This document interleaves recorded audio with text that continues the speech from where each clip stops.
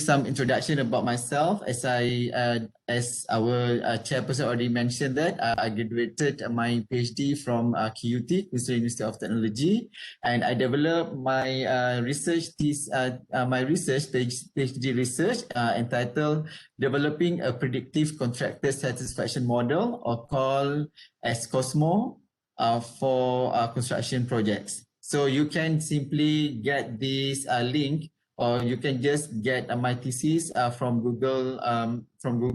Maybe you can go to, there is a QUT link, then you can just simply download my thesis. I'm more than happy to share with you guys.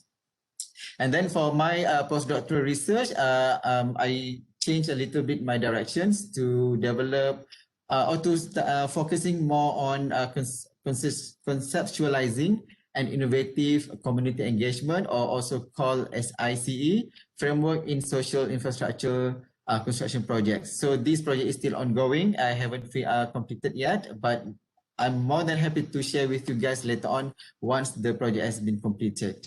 And I also like to share with you who are the key person behind my PhD journey. So I have several people, I can say, under this supervisory team. My first supervisor is Professor Martin Skidmore. He's my principal supervisor. He's very prominent in construction management, and particularly for quantitative research. Yeah, those who are from construction management, and maybe you can just simply type his name, you will get his long list of papers that he's been written or published. And then my second supervisor, also from same school, his name is Associate Professor Adrian Bridge. And Adrian Bridge, as I shared with in my previous presentation, his expertise is more on qualitative research, but Martin more on quantitative research. So by having these two different kind of expertise is just give me a very interesting experience that I'm going to share with you in my presentation later on.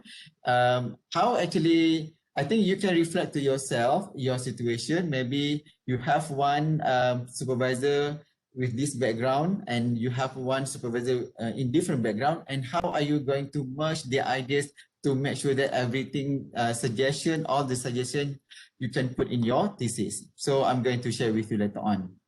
And then in my PhD research as well, I have another external associate supervisor. His name is Professor Hedging Words. He's from UCL. He's under, if I'm not mistaken, under Built Environment faculty.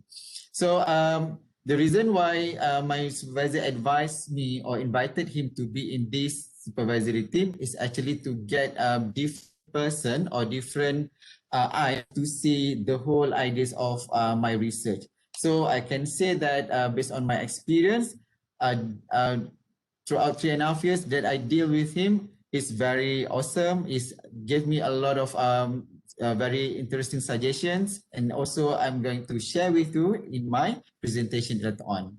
So as Dr. Joe mentioned, I've written several, not many, but just little numbers of books, journals, and also articles in newspaper. And I also been actively acting as a reviewer for impact factor journals, especially under Elsevier and also Emerald. So I think by having this kind of experience as a PhD student, as a reviewer, as an author, and also as a supervisors, as well as examiners. So that's why I gathered all the experience. So today, those experiences will be delivered in my presentation. So I'm not going to talk about my awards. This is it's just like a motivation for you guys.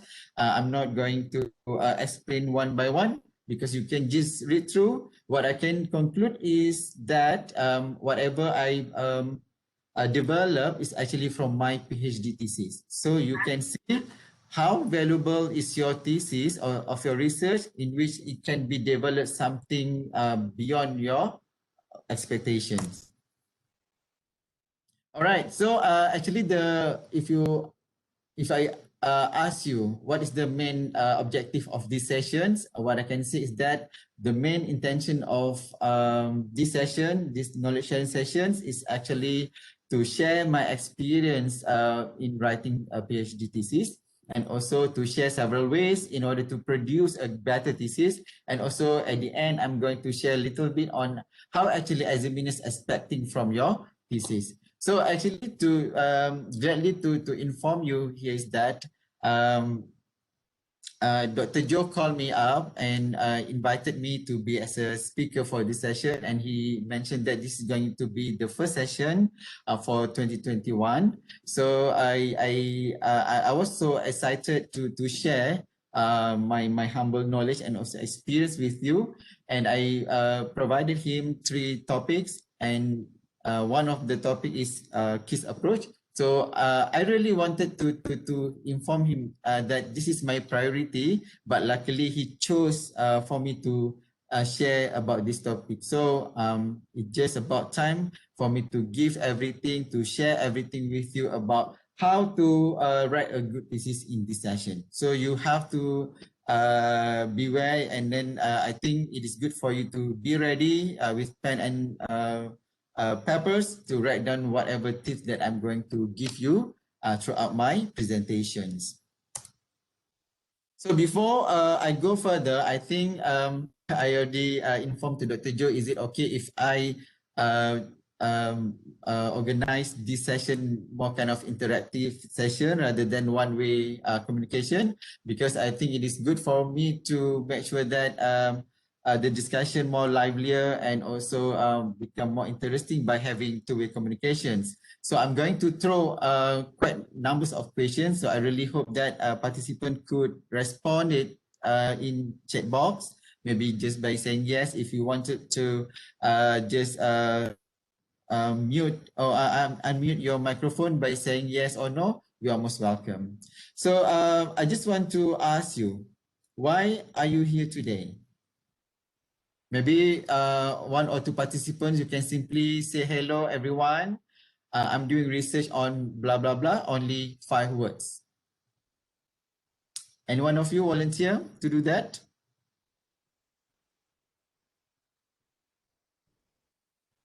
Anyone? My question is, why are you here today? Maybe I want to get some response from the, yeah. Hello everyone. Yeah. I'm doing a research on the InterDesign project management curriculum. May I know who's this? I am Shahrul B. Razali from UITM. All right. I'm pursuing my master's degree. So my paper is research on InterDesign project management curriculum. All right. So how long you been doing this research? Just one now. All now right. is So my it means that so you are almost completing your research? halfway, I would say. All right, that's good. All right, thank you, Mr. Shahrul. So maybe I can get from other participant as well. Hello. Yeah. Hello. Assalamualaikum. My name is Hasni. Yes, Hasni. I am a practitioner. I'm working at automotive company.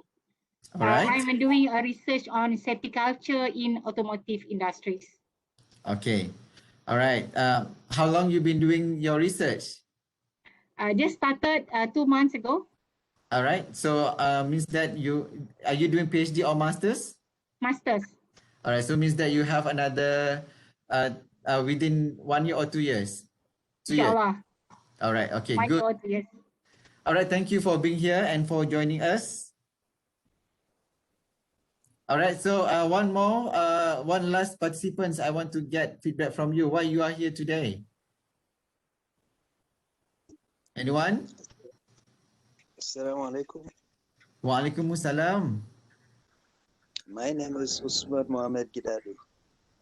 Yes, brother. Where are you from? Yeah, from UPM. Okay. In my PhD in landscape studies. Sorry, brother. Brother Usman. Usman Mohammed Gidado. Yep. So what is your topic of your research? Yeah, I am developing a adaptation management strategy. Can you share with us only 5 words? Yeah, adaptation strategy, developing adaptation strategy for managing semi-arid in semi-arid region. Okay. All right. Okay. Thank you very much. That's very interesting topic. All right, guys. Why I challenge you to explain your topic only 5 words. So you have to be able to explain to people what you are doing. What is your topic? So if you cannot simply tell people in your simple language only 5 words, I think there's something wrong somewhere. So you have to make sure that sorry.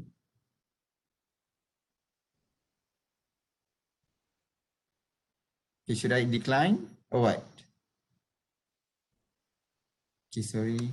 All right, so you have to be able to explain or to share whatever you are doing in your research with other person or with other people in a simple language, in a simple way, only 5 words. So that's why this is actually taught by my English advisor. So Asrul, if you want, if you can explain to people in only 5 words what you are doing, that's excellent. So that's why this exercise is used in this session.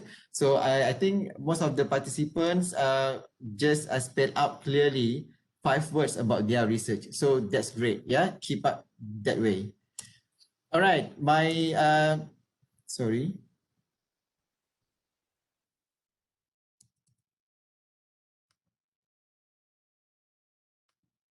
Okay, my next question.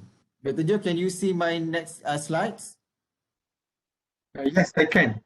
All right. People running on the track, am I right? People running on the track, am I right? Yes, correct. All right, guys. So, Dr. Joe, may I know how many participants that we have now? At the moment, we have around 340 participants. Oh, wow. Yeah. Wow. All right. That's so great to know that. Okay, guys. So I do believe that maybe out of these 340 something, I can categorize you in these 2 situations. Maybe I do reckon that some of you or maybe some of you almost reach your finishing line. Yeah, after you've been doing in 3 years, or maybe after you've been doing your research in 2.5 years, and now you're just about to approaching your finishing line. You feel so tired, you feel lack of energy, and you feel, yeah, I hope you, I know you, I can feel you, yeah? And then maybe some of you out of these 340, you are in this category B. You fall under this category B. So maybe you can just respond in chat box, A or B. So maybe easy for me to define, maybe easy for me to share with the situation. So maybe who just started, it is good for you to be here today. At least you can get some kind of ideas. At least you can get some kind of guidance. What is actually needs to be put or needs to be included in your thesis, and what is actually thesis means. So yeah, that's a big question. All right, so I received several response. Nadira, Zan, B to A, okay, that's good. B to A, okay, that's good. Not A to B, yeah, that's going to be confusing. Okay, and then MV, A, and I can reckon majority who are actually joining us falls under A category. So that's the perfect time for you to join us this afternoon.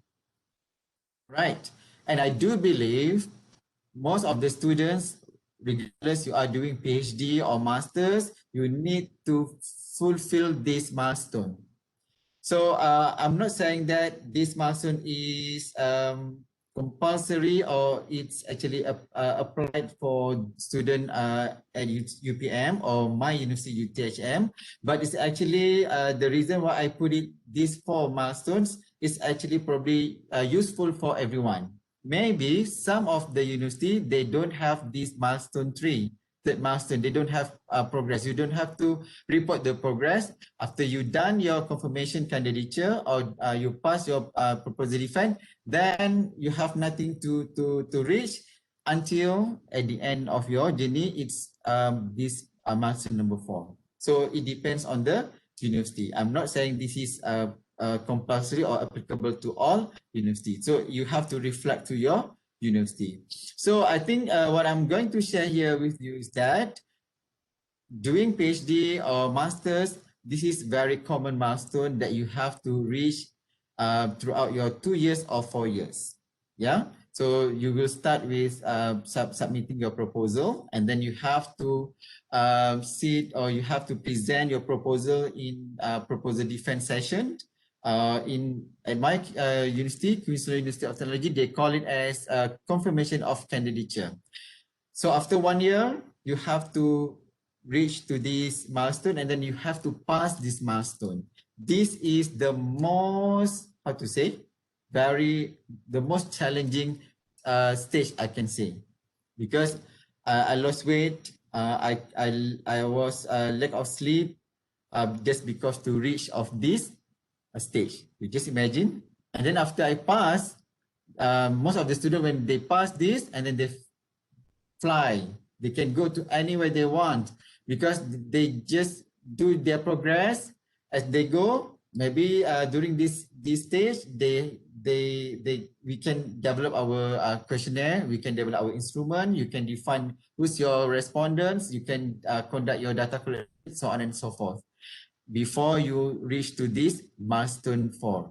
Milestone number 4 is basically about your final viva or final seminar. In QUT, we call it as a final seminar, where you have to submit your thesis, your draft thesis to the internal examiner. So I still keep this, yeah, my first draft of my thesis for the examiner for my final seminar stage. I still keep with this, yeah, with these sticky notes. I still keep it until now, yeah. So what is the best way for you to make sure that you can pass every single milestone? And then I do believe that for those who falls under B category, maybe you just about reach this stage. Proposal, you are preparing your proposal, and then you are about to present your proposal in the confirmation of candidature. Or maybe for those who've been doing that 2.5 years, or maybe been doing that 3 years. Now it's about time for you to write up everything, all the processes, all the data, all the information that you gathered from milestone 1 until milestone 3 in your thesis. So that's why today I'm going to share with you what are the best way to develop a better thesis. All right. Okay. That's right. Yeah. We have one question from Mahjabin. Yeah. Yes. He's Please. asking a question in the chat box. Yeah. How long it took to complete your thesis? How long does you took to complete your thesis? All right. To be frank with you, I was given 3.5 years for me to complete everything, and for me to reach to this milestone 4, it took me about 3.5 years. So once I pass my final seminar, and then I have to make sure that all comments, suggestions highlighted in by the panels has been addressed and certified or approved by my supervisor before I submit this thesis to the external examiner. All right, for your information, in Australia system, after we passed this final seminar and we got approved by our supervisor, and then that's the only time for us to send out the document to the external examiner. And then the thesis will speak by itself.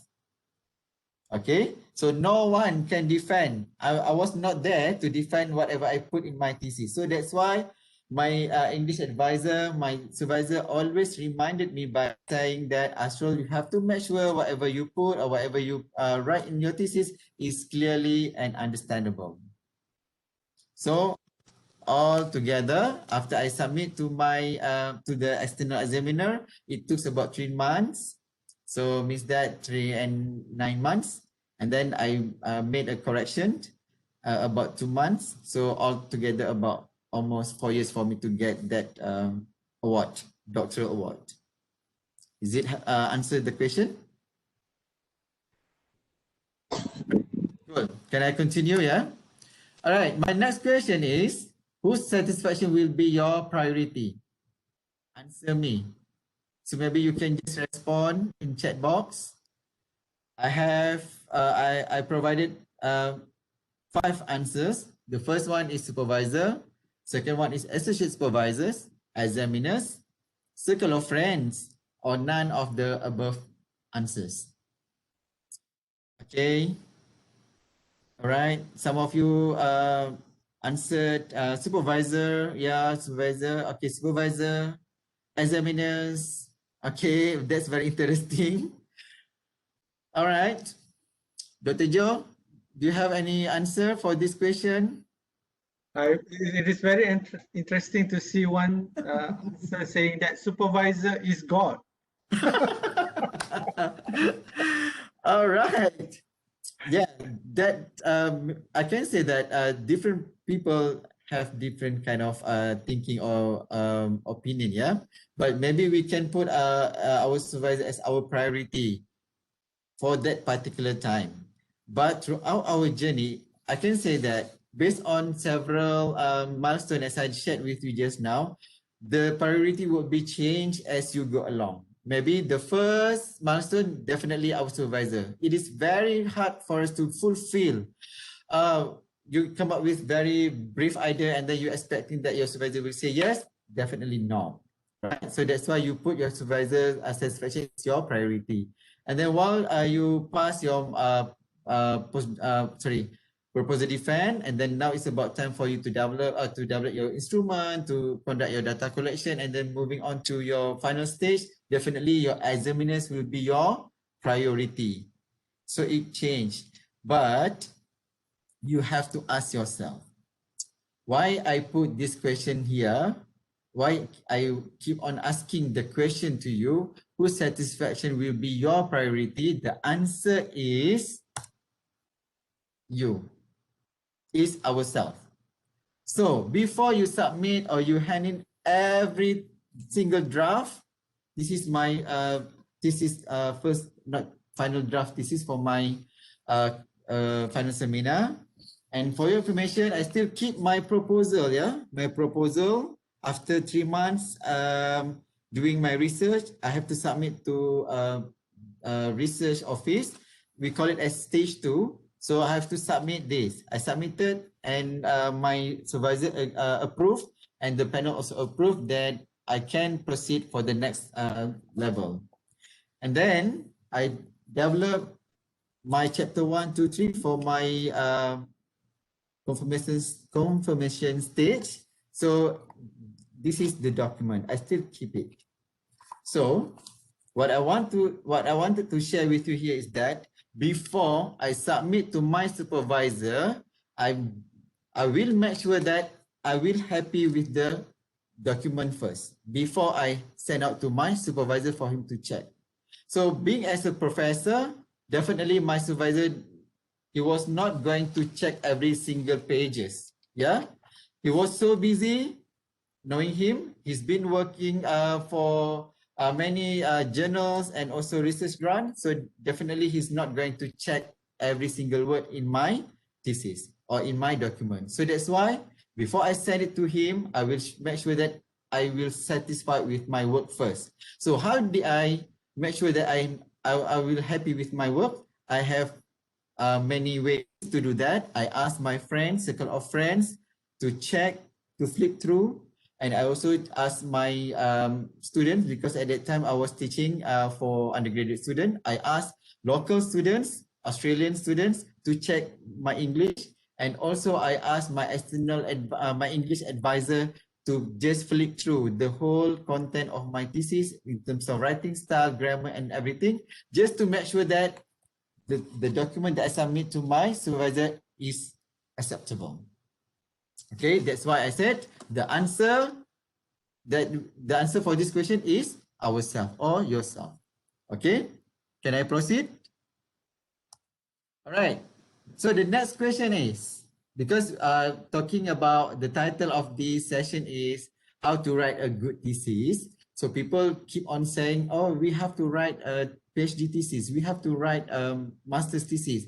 So based on your current understanding, based on your current knowledge, what is actually thesis means? What is the meaning of thesis to you? Maybe someone can answer my question. Just give based on your current understanding. When people said about thesis, what do you understand about thesis? Masterpiece. All right. Thank you very much, Mr. Cairo. It's about masterpiece. All right. That's very how to say very interesting. Scientific research is about our research work. Okay, that's very interesting. Any other answers? Because you are doing thesis now, documentation, output of your research. Okay, that's good. Because you need to really understand what you are doing now, what you are developing now. If you don't really understand what you are developing, definitely at the end of the day, you will get trouble. Our work, okay. A statement or theory that is put, okay, I can read through, okay. Specific response or specific question, all right, that's good.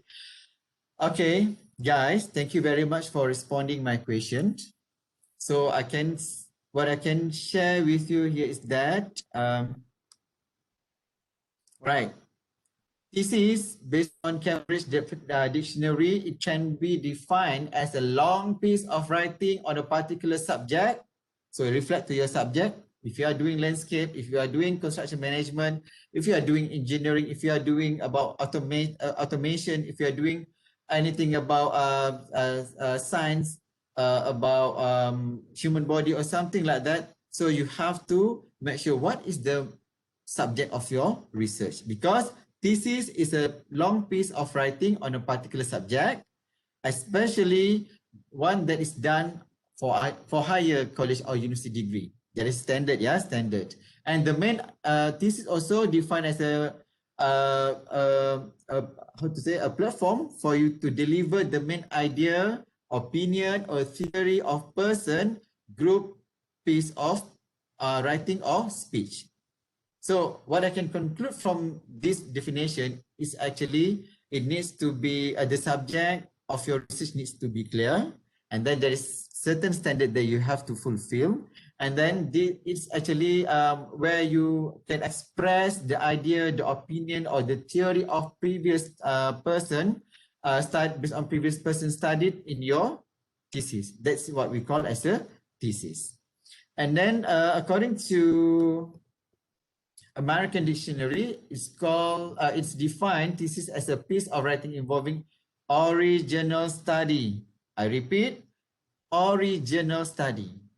Your thesis must be original. You cannot copy and paste. You cannot cut and paste, and you call it as your thesis. That's not a good way. So it's a piece of writing involving original study of a subject, especially for a college or university degree, as I mentioned earlier. A thesis is also the main idea, opinion, or theory of a speaker or writer who's the attempt to prove it. So you have to really understand what is the definition of thesis. All right. Another definition that we can get from here is that a thesis is a document that written in high quality academic language, that the researcher's own research. So the keyword here is high quality academic language.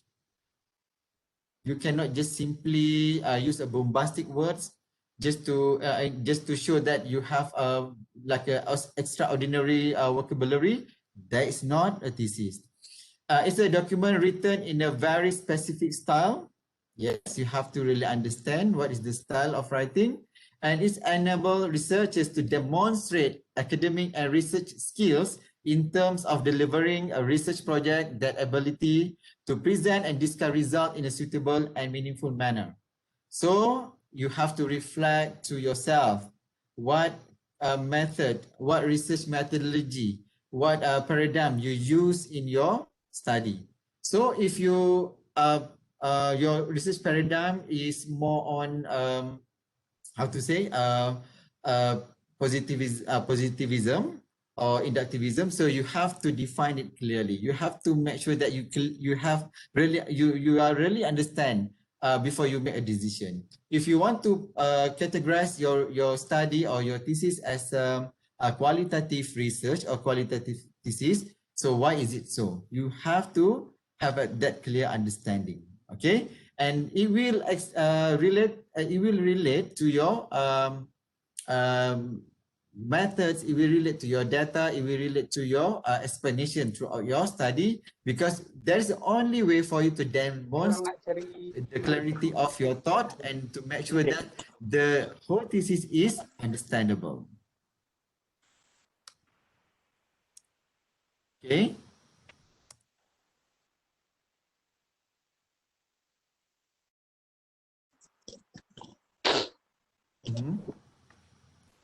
All right. Okay, guys. Dr. Surah, Yeah. you want to take question now or you want to take question later? If you have a very simple question, I can just simply pop up in the middle of my presentation. But if the question sounds quite challenging for me to answer, maybe we can put it at the end of the presentation. Is it okay? Okay, because at the chat area, there are a couple of questions already. All right. Yeah, if you want to, it's up to you. Yeah, it's up to you. If you want to answer now, you can do it later. Okay, maybe I can just share this information first, then later we can respond to the question. Yeah, Dr. Joe? All right, cool. All right, guys. I think you have a clear in your mind what is thesis means and what is the definition of thesis. So now I just want to share with you what is the main content of the thesis.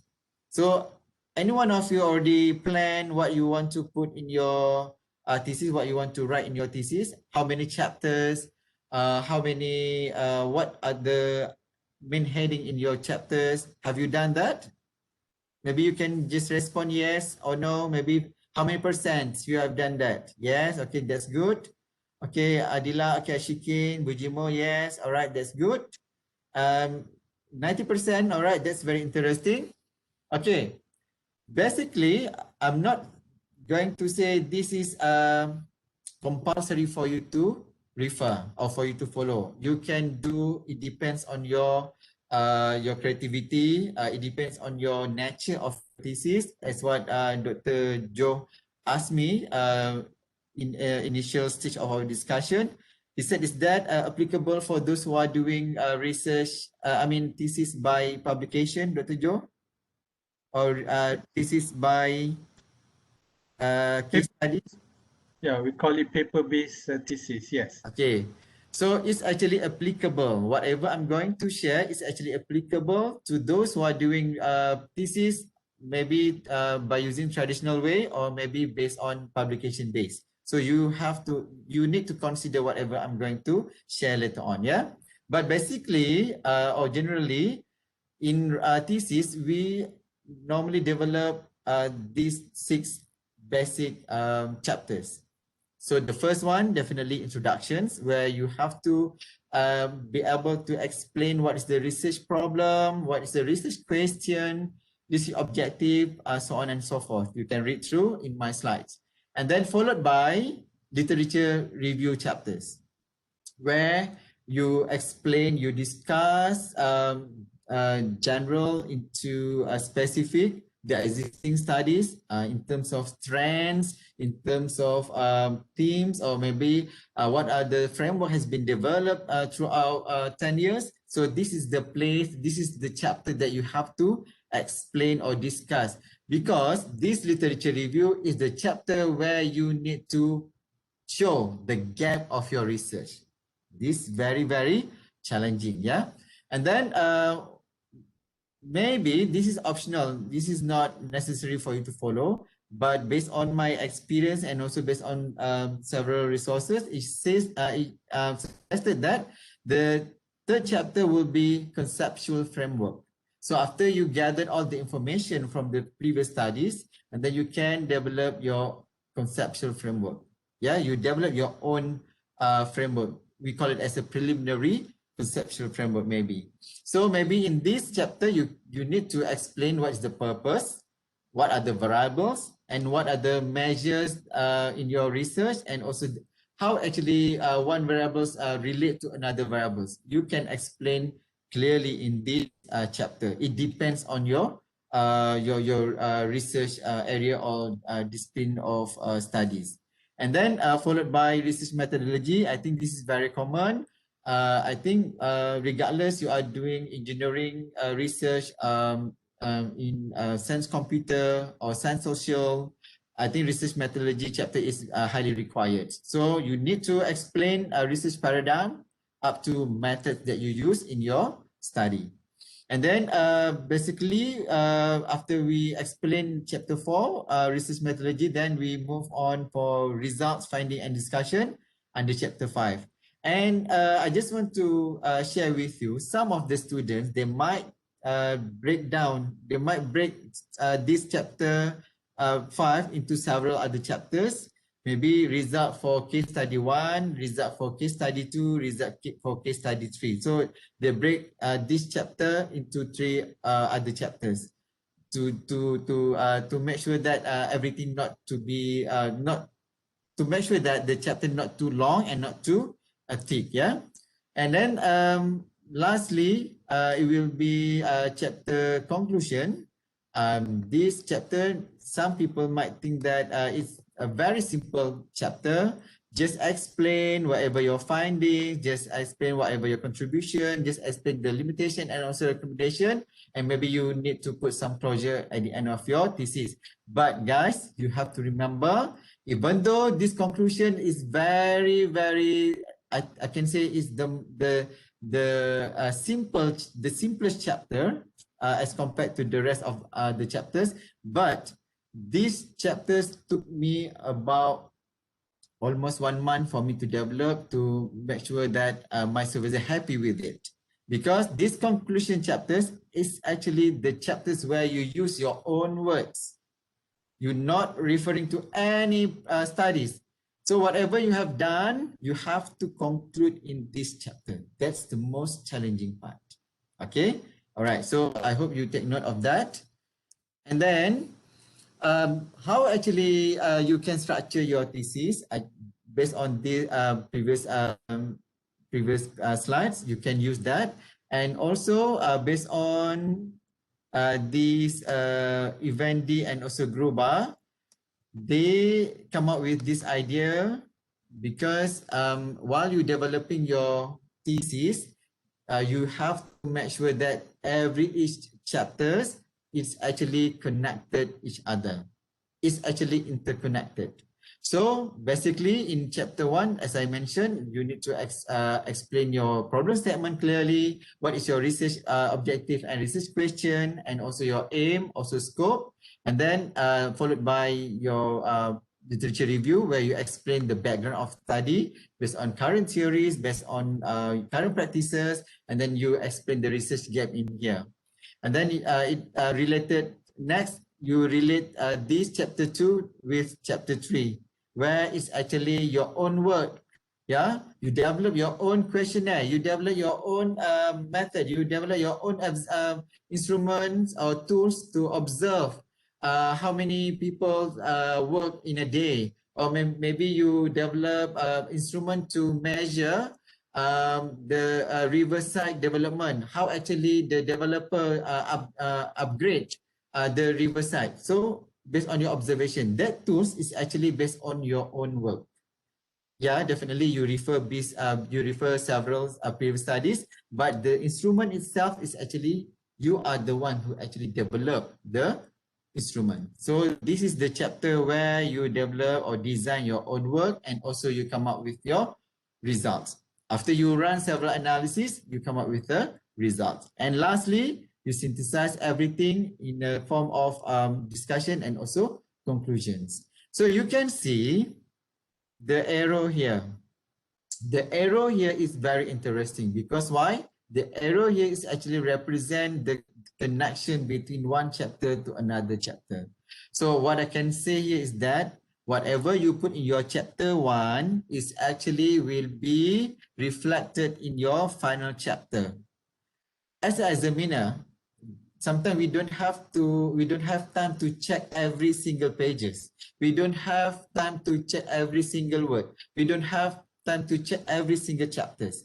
So sometimes while we having a coffee and then simply we just flip through the documentation, we just read through, oh, the title is this to determine contractor satisfaction. What is the problem actually? And then we, as an examiner, just flip through and then write to read the research question. All right, the research question, this, and then the research objective to develop a framework, and then the possibility for them to simply go to the conclusion to see the development or the framework that has been developed by the students. Or if there's no framework, means that something or somewhere in your thesis. So that's where I try to, that's why the author, Evans and Gruber, try to relate to put this arrow. You can see how actually this discussion chapter or conclusion chapter can be related to this introduction. Same goes for the background and also methodology chapters. It's actually interrelated each other. But how and what is the best way for you or for us to connect one chapter to another chapter? That is the secrets that I'm going to share with you in this presentation. All right, guys. So in writing a thesis, so I do believe that being as a PhD student or being as a master student, definitely we are required to read as many as we can. Am I right? All right. So may I know, maybe for those who just about to complete your study, you're almost finishing your thesis or your PhD, how many references have you read so far?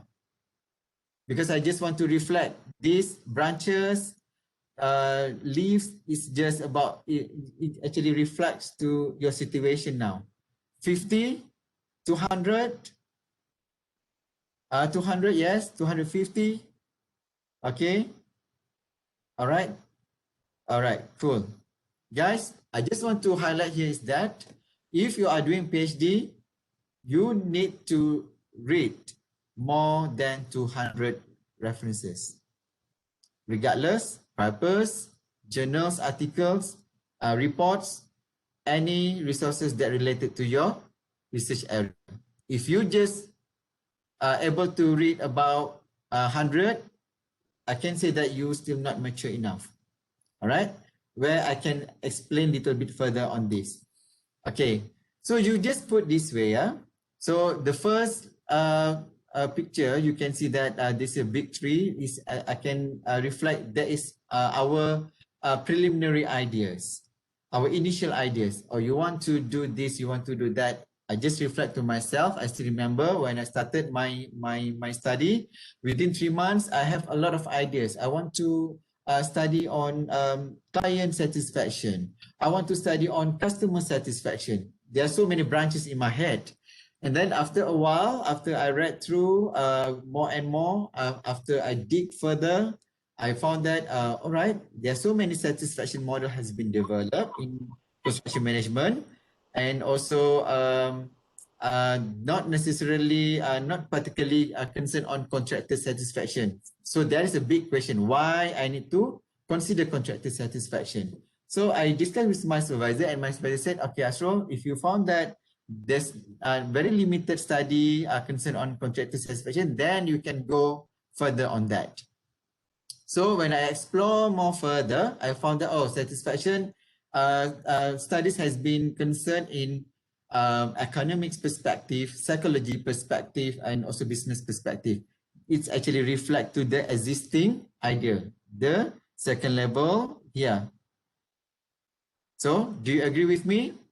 The more you read, the more you found that, oh, there are so many research quite similar to you. And maybe some of the research or some of the framework are almost like what you want to develop. Yeah.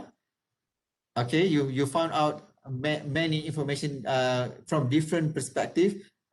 Very helpful for you to develop your framework. So I just want to go further based on this existing study. By considering many research, previous research, and then that's very challenging for you now, for you to come up with very tiny and single line about your study. What you want to focus now? I just want to share with you, yeah. One incident or one situation, one of my friend, he he presented his study, his research in a final seminar. The topic is in regards to science, computer, IT plus education. So in his thesis, the examiners found that there are so many information mixed between these different areas: science, computer, IT, and also education, and plus psychology maybe.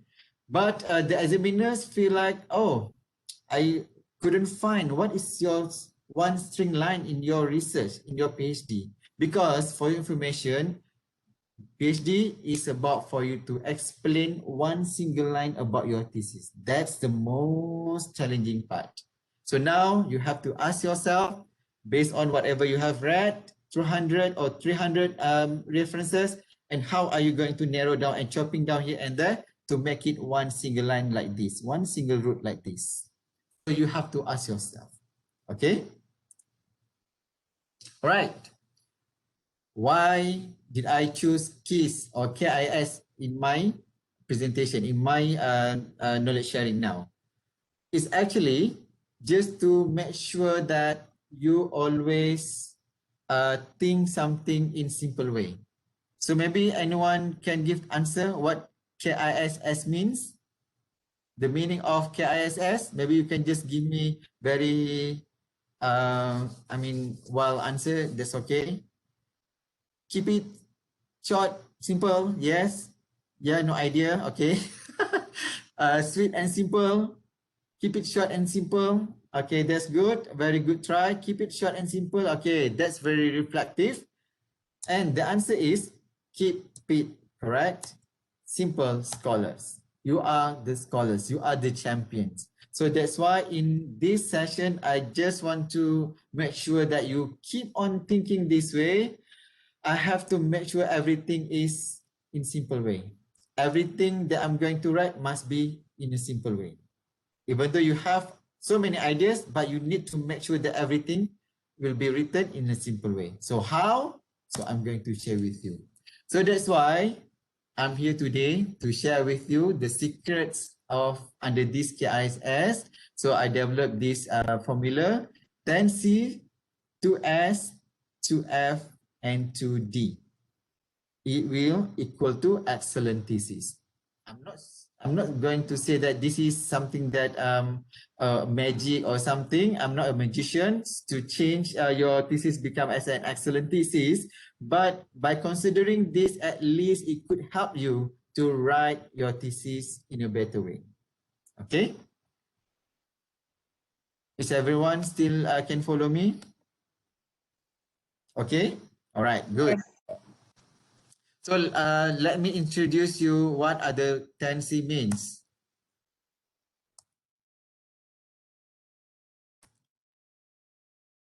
Right? Okay. All right, guys.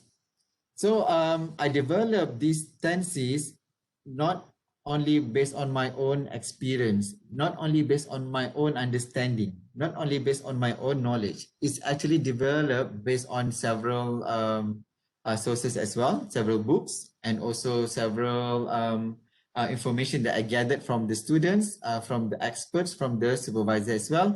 So I come up with these 10Cs. So you can just jot down because I'm going to share with you, but it is good for you to really understand. So the first C is clear. I'm going to explain it everything in details after this. So the 10Cs consist of clear, consistent, critical, compare, comprehensive, concise, communicate, creative, contribution, and also complete. By considering these 10 C's, I do believe that your thesis will be something that highly acceptable and also extraordinary. Okay, all right. So what is clear? What do I mean by clear? How clear is clear? That's very interesting question, isn't it? Dr. Joe, I do believe that maybe while you are assessing the thesis, clarity or how clear is the explanation is something that very significant. Is the main, Yes, very Yeah. true. We don't But want yeah. all these bombastic, bombastic sentences and all that. We want very clear and concise. Yeah. Correct. So basically, based on my experience, sometimes I found that from the title itself, I got confused. I got trouble to understand what is actually the real content of the whole thesis. So you see, please reflect, look at your title now, your preliminary title, or your maybe you almost finalize your title. Please revisit your title, whether it is clearly understandable or not, whether it's simply can make the reader or the examiner understand or not. So you have to make sure that the title itself must be written clearly. And also, even though you are approaching the finishing line, most of the students, I can say most of the students, because I've been assessing several final students who are actually doing their final seminar, still got problem with highlighting or expressing the problem statement clearly. When I ask the student, what is your problem statement? What is your problem actually in your research? And the students just simply say, he was trying to answer blah, blah, blah, blah, blah, blah. I said, okay, just make it simple. Give me in a simple word, what is the problem in your research? Okay, most of the students, sometimes they're not able to answer my question and other panel questions in regards to these problem statements. So guys, you need to make sure that your problem statement is supported with facts and figures. There must be facts and figures in your problem statement. So if you simply said, there are so many poor performance of the project nowadays, and there are many sick buildings or incompleted building. So how many incompleted building? How many sick building in Malaysia now? How many, how to say, overhang property now? So you have to be able to express, to spell out clearly in the form of facts and figures in your problem statement. And then it will be supported by the explanation and by other relevant studies or relevant sources. And also, some students, they not able to highlight or to write down research aim, research objective, research question, scope of study clearly. This is the problem as well. So you need to make sure that your research objective and research question is actually interconnected from one to another. If you have 4 research questions or research objective, you have to make sure that the first research objective is clearly written. For instance, to identify the factors that influence to contractor satisfaction. All right, you want to identify. And then next, you want to investigate the relationship. You want to investigate the most significant factors that influence to this performance measurement. And then you want to develop. So you have to make it in a proper order. Okay, so definitely the first research question or research objective not to develop. Normally we will start with to identify, to investigate, to examine, and then later we will write down as a to develop a framework or something like that. So please revisit your research question and research objective now. So if you found that it's not clear, you have to change it now. Okay. And then in terms of research methodology, this is also about the processes involved in your data collection. So you have to explain it. You have to describe it clearly. You have to describe it in details. So I'm going to share with you how actually you can write down your research process in detail and also systematically, and also your contributions as well as your limitations. Yeah. And it is also important, yeah, for you to address a theory that adopted and also adapted in the research clearly. If you refer to one particular theory, for instance, in my case, I based on Oliver theory to measure satisfaction, in which consists of three components. I explained it clearly in my chapters, in my literature review chapters. So I discussed it, I explained it, why three, why I choose Oliver. And then I also referred several construction management satisfaction model in my literature review, and I explained why did I use and why did I choose or took this in my literature review chapter. So you have to explain it clearly. And then your idea need to be well structured. If you have any references used, you have to make sure that throughout your text is clearly written. And don't use informal style or avoid jargon or slang in your writing, and don't write as you speak. So you have to know writing thesis is an academic writing. There is a way of you to write. There is a writing style that you have to follow. Yeah. All right. So far clear? Any question? All right, that's good.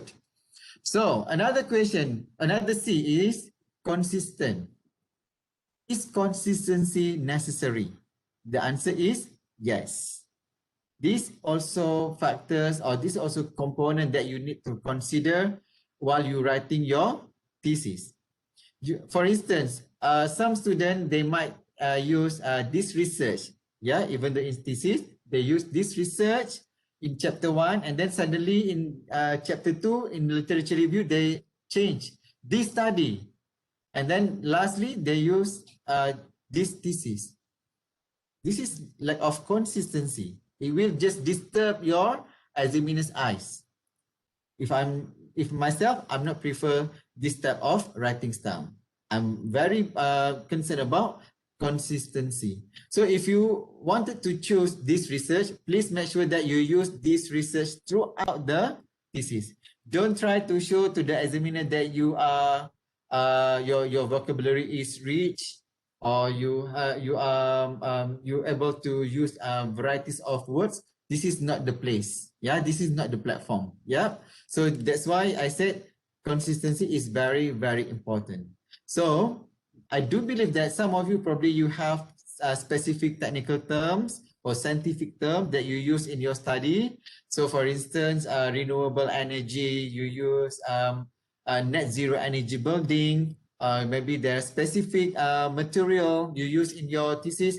Please make sure that is used consistently from first chapter until end of your chapters. For instance, maybe some of you are studying on reinforcement, the steel in the structure.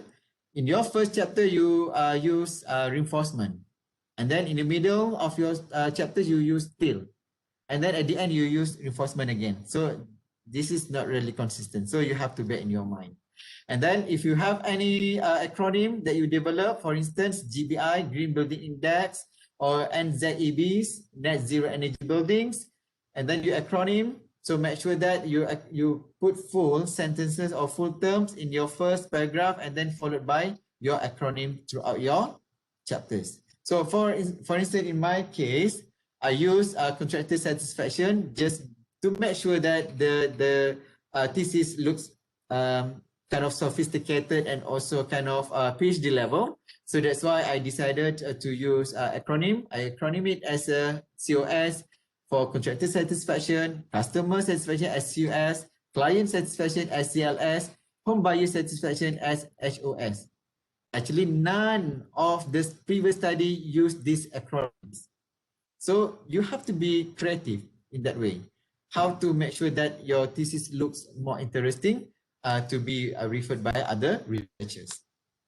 All right, and another things that you need to care about consistency is in regards to your referencing style. If you are using Harvard, make sure you use Harvard. If you are using APA, make sure that you using APA throughout your thesis. If you are using numerical style, maybe for engineering, they would prefer to use numerical style. Please do so. Don't change in the middle of your thesis. Okay. All right. Can I move on? Yep. All right. Another concern is while you are writing your thesis is about critical. This is very, how to say, a very interesting and also very common question or common comment from the examiners. This discussion is superficial, not critically, not in-depth discussed. So how much critical is critical? Any answer? Maybe students who those who are about to finish, what do you understand about critical? Because your supervisor always said, oh, I think this chapter not critically discussed. And I think this is not critically defined, not critically described. So what is actually, how much critical is needed actually? Any answer? Using your own voice in writing, identifying the flaws, deep thinking, research gap, okay? All right, so basically, where is the place or which chapter that you need to discuss it critically? So basically, in your chapter 1 and definitely in your chapter 2, your literature review. So this chapter is highly require you to explain, to describe or to write your discussion critically. So how to make sure that you can express it critically? So you have to consider several ways. So definitely you need to create your paragraph with in-depth discussions. How to make sure that you put very in-depth discussion in your paragraph. You need to compare with previous studies, and then you have to synthesize, is there any similarities or is there any differences? And then you have to highlight why is it so, and then you have to address, or you have to spell out why there's differences. So those are the things that you have, the way that you can express it critically. And in your chapter also, you can develop and justify your own ideas, thoroughly analyze and also apply and discuss whatever you preferred based on previous studies. And then critically, not necessarily in a long or in a big chapter, in a big paragraph. It needs to be written nicely and also in a simple way. And you have to make sure that it's not too lengthy and it's not too general. So for instance, you have one idea, you have one concept, as I mentioned, satisfaction approach, and then you have to explain how many components in satisfaction model, and then you have to explain it one by one, not only reporting one by one, but you have to discuss it, and then you have to compare with several other studies, not only referring only one studies, but you have to refer to several other studies. So based on this, the reader will see, oh, the student are able to discuss this concept in a critical way, not only superficial. So I really hope that you get something from this component, critical. And it's back to my explanation, it's not only reporting or informing, but needs a balanced critique. You have to be able to, not to condemn, yeah? You need to be able to highlight the limitation of previous studies, but also you need to be able to highlight the advantage of that study or other studies. And then by integrate everything, you have to come up with your own words. This means that, or this shows that. So it's actually conclude the critical discussion. Is it okay? Clear? Okay, cool. All right, guys. while you are developing or writing in a critical way, another concern is that how can you highlight your research gap? This is also another question. Do you know what is your research gap? Okay, anyone, if you say yes, okay, that's good. And if you still struggle to identify your research gap, so in this session, Dr. Joe, I'd just like to get their cooperation to get one piece of paper to just draw this funnel. And by considering these 4 components, what is your main concept and what is your sub-concept or subtopic? And then what are the existing model or framework has been developed and what is still undiscovered? So maybe you can simply draw the funnel and then you can just simply draw like this. Yeah? All right, everyone, you can, I give you maybe 3 minutes for you to prepare this funnel. So at least it can reflect to your study, what is your research gap? This is very, very important.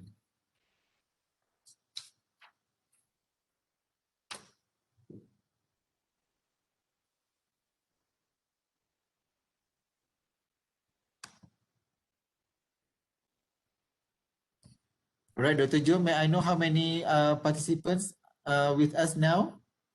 At the moment, we have around 370 participants. All right, that's good to know that. Increasing. We have a couple of questions actually, Dr. Yes, Asra. yes, please. Yes, please. While we are waiting for the participants to show their research gap, I'm happy to respond to the question. I'll just pose questions that are very simple first, okay?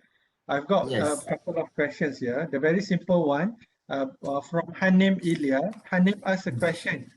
Is there any limitation of pages of a particular thesis? Is there any limitation of pages? Okay. All right. Who's the students? What's the name? Hanim. Yeah. Hanim. All right. Madam Hanim, actually to respond to this question, based on my experience, what I can say is that Queensland University, they don't have any specific, specific numbers of pages, but they concern on words. Yeah, I can't remember how many thousands words is actually required for PhD students and maybe equal to how many pages. So I think it depends on your field and also research area or research discipline. But for construction management, I do believe that 200 and above is acceptable and reasonable. Because why? For your literature review, you need to explain and discuss it deeply and extensively. So if you just submit, I think we are now facing a few problems here, Dr. Joe. At our faculty, especially, we are doing management research and also several construction management research. And some of the students, they submitted to us only less than 150 pages. And then now we are about to discuss and we are about to decide the guidelines. What is the minimum pages would be the best for the students to submit to prepare for their PhD thesis. So what I can say here is that 200 and above, I think that is acceptable. But I'm not sure at UPM if you have any specific guidelines or requirements. But in here, we still under our discussion to decide how many pages would be the best for the PhD thesis. But I reckon if you ask me, 200 and above. Yeah, just the answer. Thank you.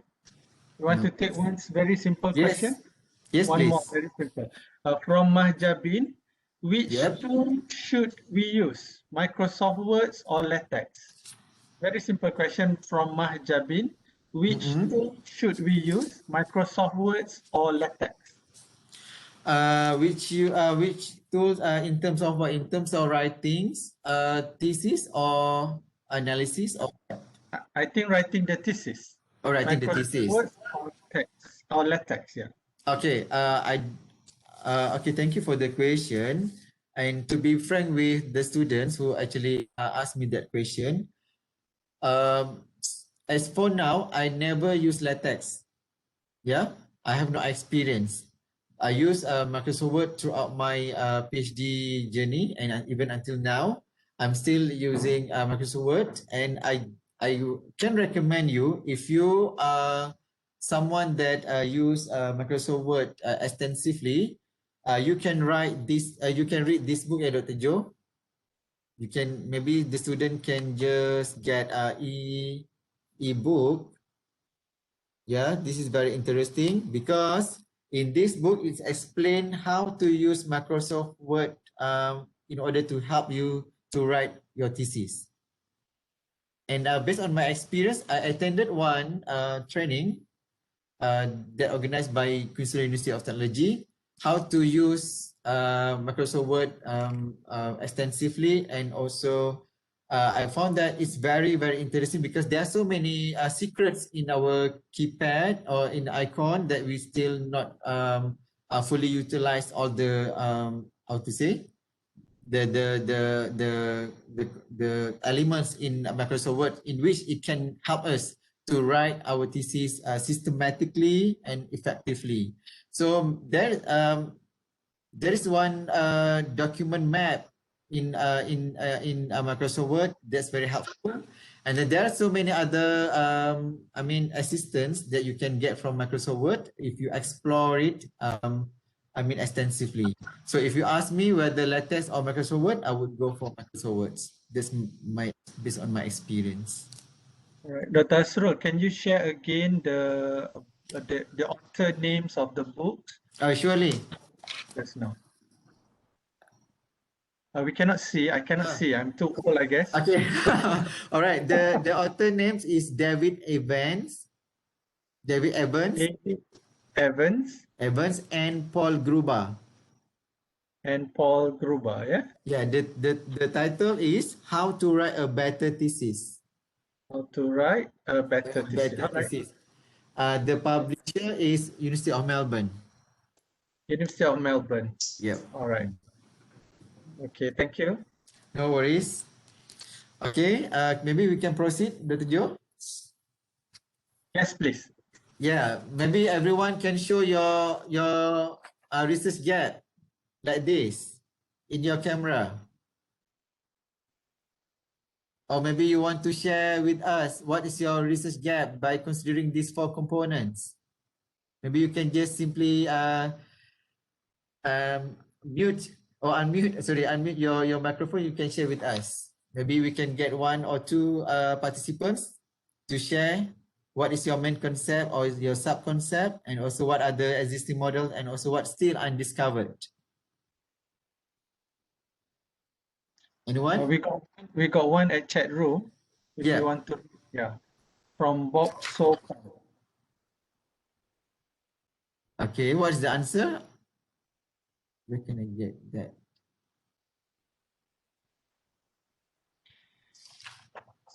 So I think his main topic is visual art, and sub-topic is fine art studies. All right. And the existing models of framework is graffiti in curriculum. Okay. And the undiscovered one, which is the research gap, is designomic graffiti in school curriculum. Okay. That's, I think he managed to show us, to explain to us from broader picture to very narrow picture. I think that's very good explanation. That's very good understanding on addressing your research gap. So anyone else happy to share your research gap with other participants? Maybe you can just share with us. We have 370 participants. Maybe you can be the champion of today. All right, Nasruddin, maybe you can just mute your microphone. Unmute your microphone.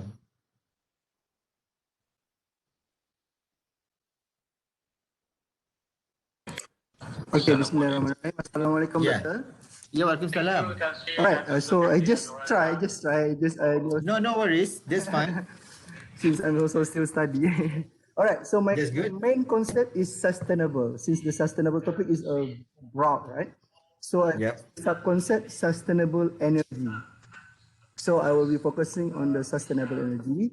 And then for the existing model framework, it's about the implementation of the sustainable energy. And Okay.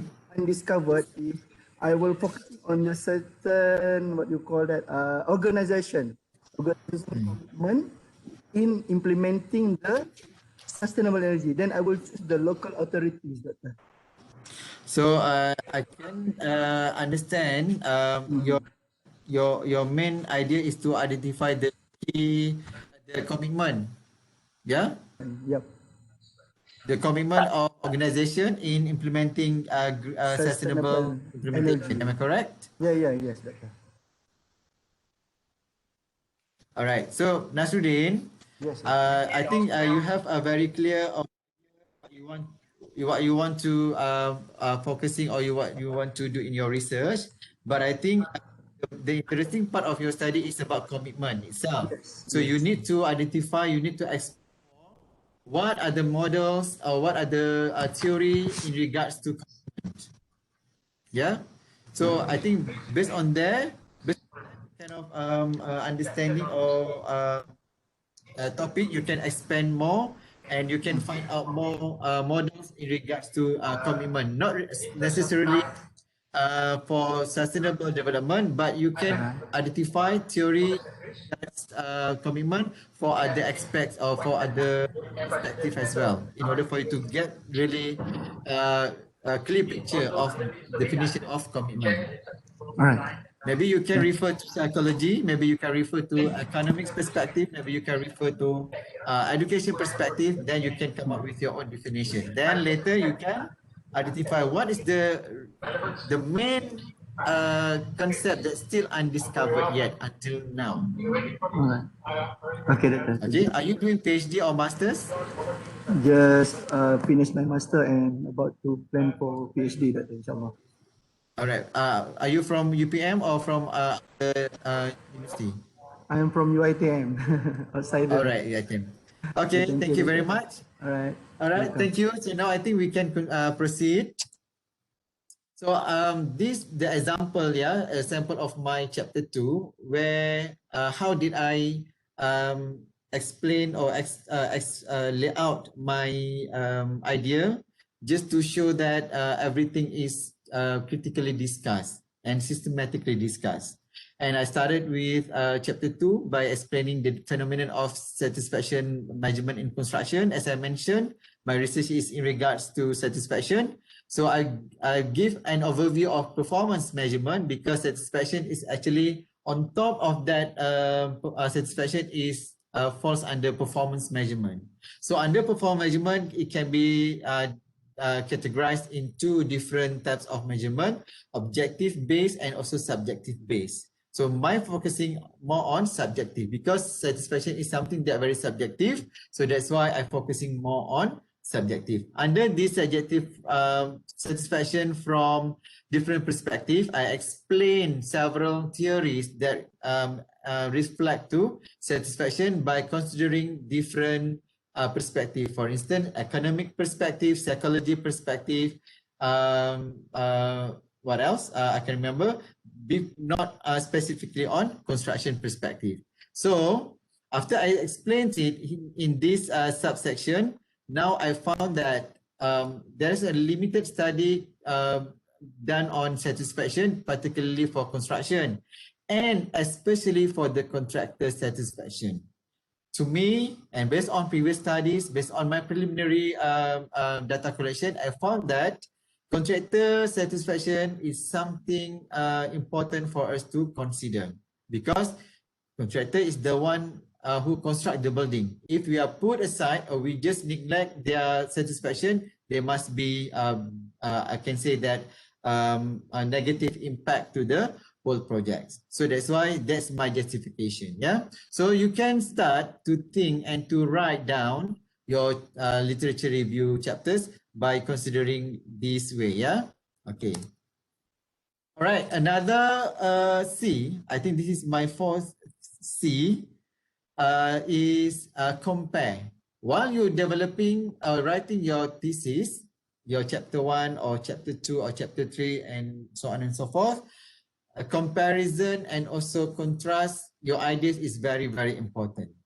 So that's where you show your extensiveness of your reviews, or it actually shows how mature you as a researcher, because you're able to compare and contrast the ideas from previous studies. So if you based on previous study, there are several, maybe what you can compare are based on groups, or maybe based on categorizers, or maybe based on themes, or maybe based on type of projects. Like in my case, I compare different types of projects. Those are doing projects based on traditional methods, based on design and build, based on relationship-based contract. So I compare them differently. And then I also compare not only one group of contractors, but in my research, I compare 3 different types of contractors. First is large contractors. Second is medium contractors. And the last one is small contractors. So it depends on your research aim and your research objective. If you want to compare different groups, you have to be able to compare, to discuss it by comparing this group. Why large contractor? Why small contractor? Why medium contractors? So you have to refer to previous studies. And then you need to be able to compare the findings of previous studies or previous research by identifying or by addressing what are the similarities and also differences. So if you found that there are similarities, why is it so? If you found that there are differences, why is it so? You have to justify. And then same goes if you found that the differences and similarities between location or subjects or time period, so you need to explain further. Why this, you found that by comparing different location, you found that satisfaction is different. By comparing different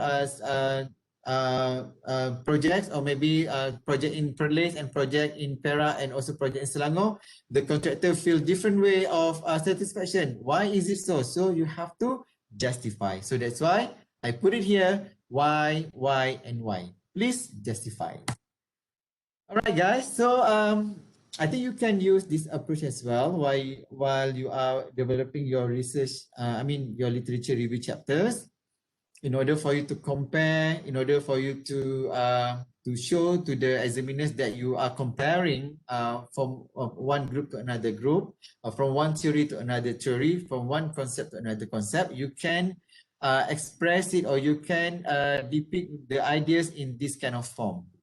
Okay, so what I put in my, what I depicted in my thesis, in my chapter 2, I come out the ideas by putting stakeholders performance measurement, acronym as SPM, and also I I narrow it down to business performance measurement by BPM. So each concept has their own sub concept. So I explained it. So by comparing this kind of way, or maybe you can just use color coding to differentiate the groups, that would be helpful for the reader to understand more about your ideas.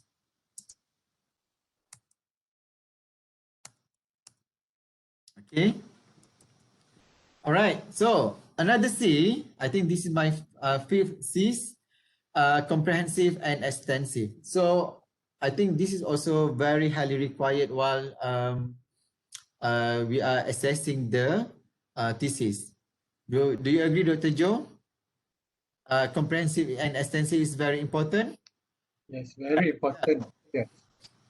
So how to prove that you have done a very comprehensive and also extensive reviews based on your current situations?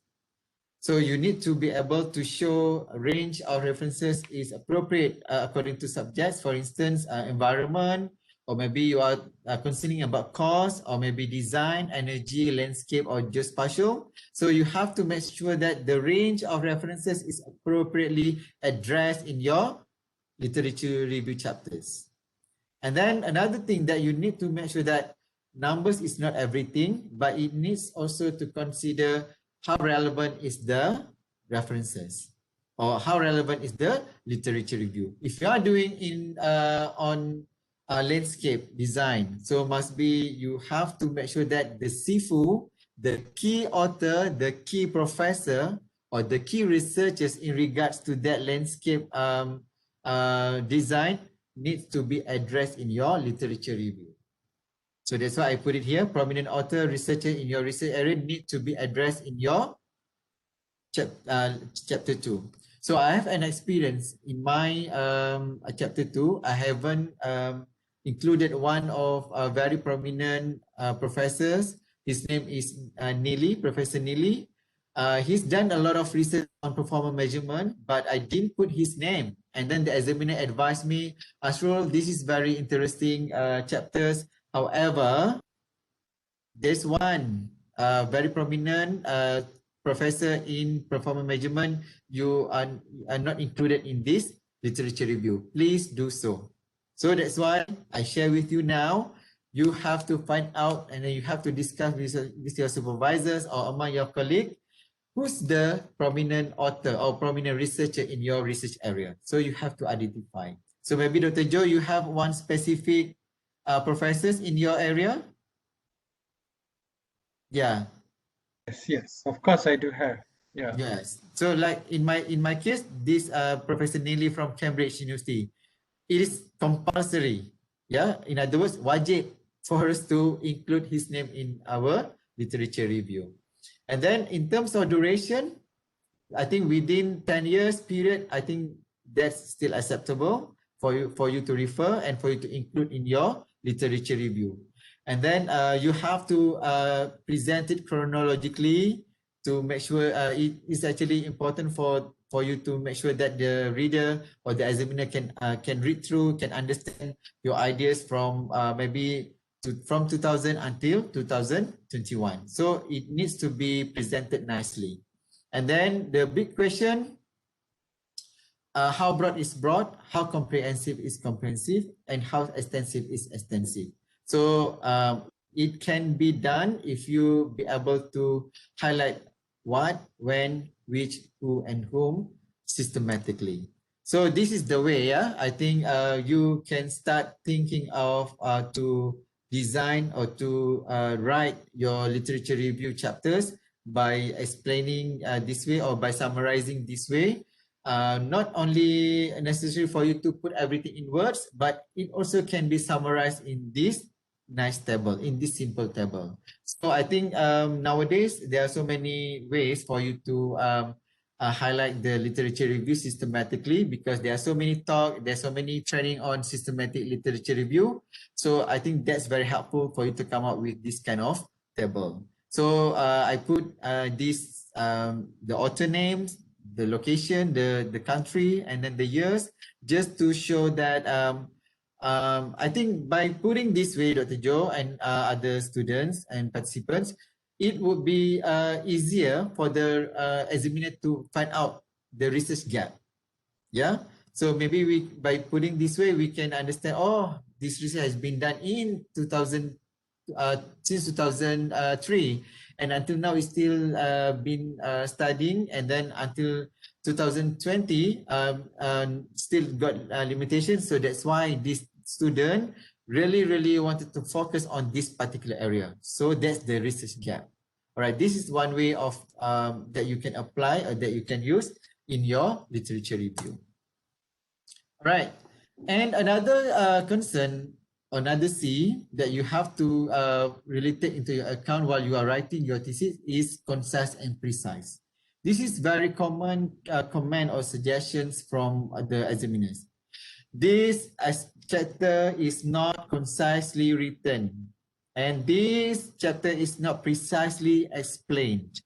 That is very, how to say, very hard to understand. What do you mean by concise? What do you mean by precise? So, based on my understanding, maybe you have your own understanding, the chapters or the paragraph needs to be done or needs to be written in short, succinct, condensed, or also brief. And if you have data, so many data that you gathered from your data collections, from your questionnaires, from your observations, from your experiments, things like that, it needs to be reported meticulously, exactly, sharp, and also accurately. Right? So this is what I mean in this concise and precise. So if you have facts, figures, and graphs, so you have to make sure that is only appropriate for you to present in that particular chapter. So I found there are so many problems now, just to make sure that the thesis getting thicker.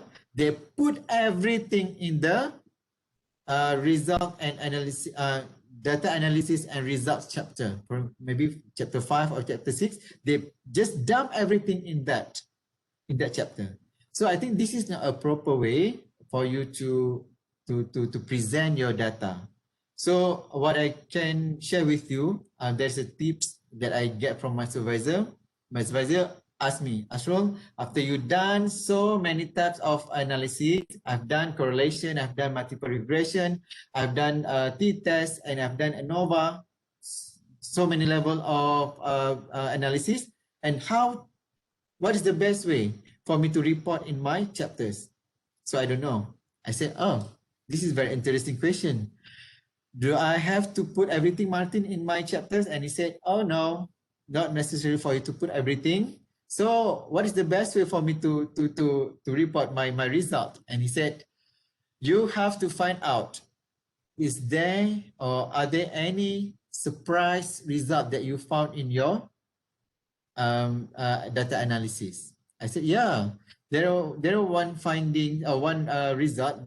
It's actually beyond my expectation. It's actually the result is not as what I expected in the early stage. So I never expected that the large contractor would be dissatisfaction just because of the concern on safety. Because I thought that, oh, they're really concerned about safety. But this is actually happening in Malaysia. So Martin said, so that's the beautiful or the beauty or the interesting part of your result or your findings, that you have to report everything in your data analysis chapter or result chapters. All right, so what I can conclude here is that whatever you get from your data analysis, you cannot simply put your raw data, your raw result in your chapters. You need to look at from the broader perspective, and then you have to identify, you have to determine which one the most interesting result that you want to put in your chapters. That's the only way. So that's why you have to report it concisely, you have to report it precisely. As long as the result or the data that you want to present must be answered your research question and your research objective. Okay? Not necessarily for you to put everything in your data analysis and result chapters. So you have to bear in your mind. All right, so this is an example that I present my result. I didn't put everything. I have a lot of answers, a lot of data, a lot of results. But I just give you an example. This is actually a part of my results, the models that I developed for measuring contractor satisfaction.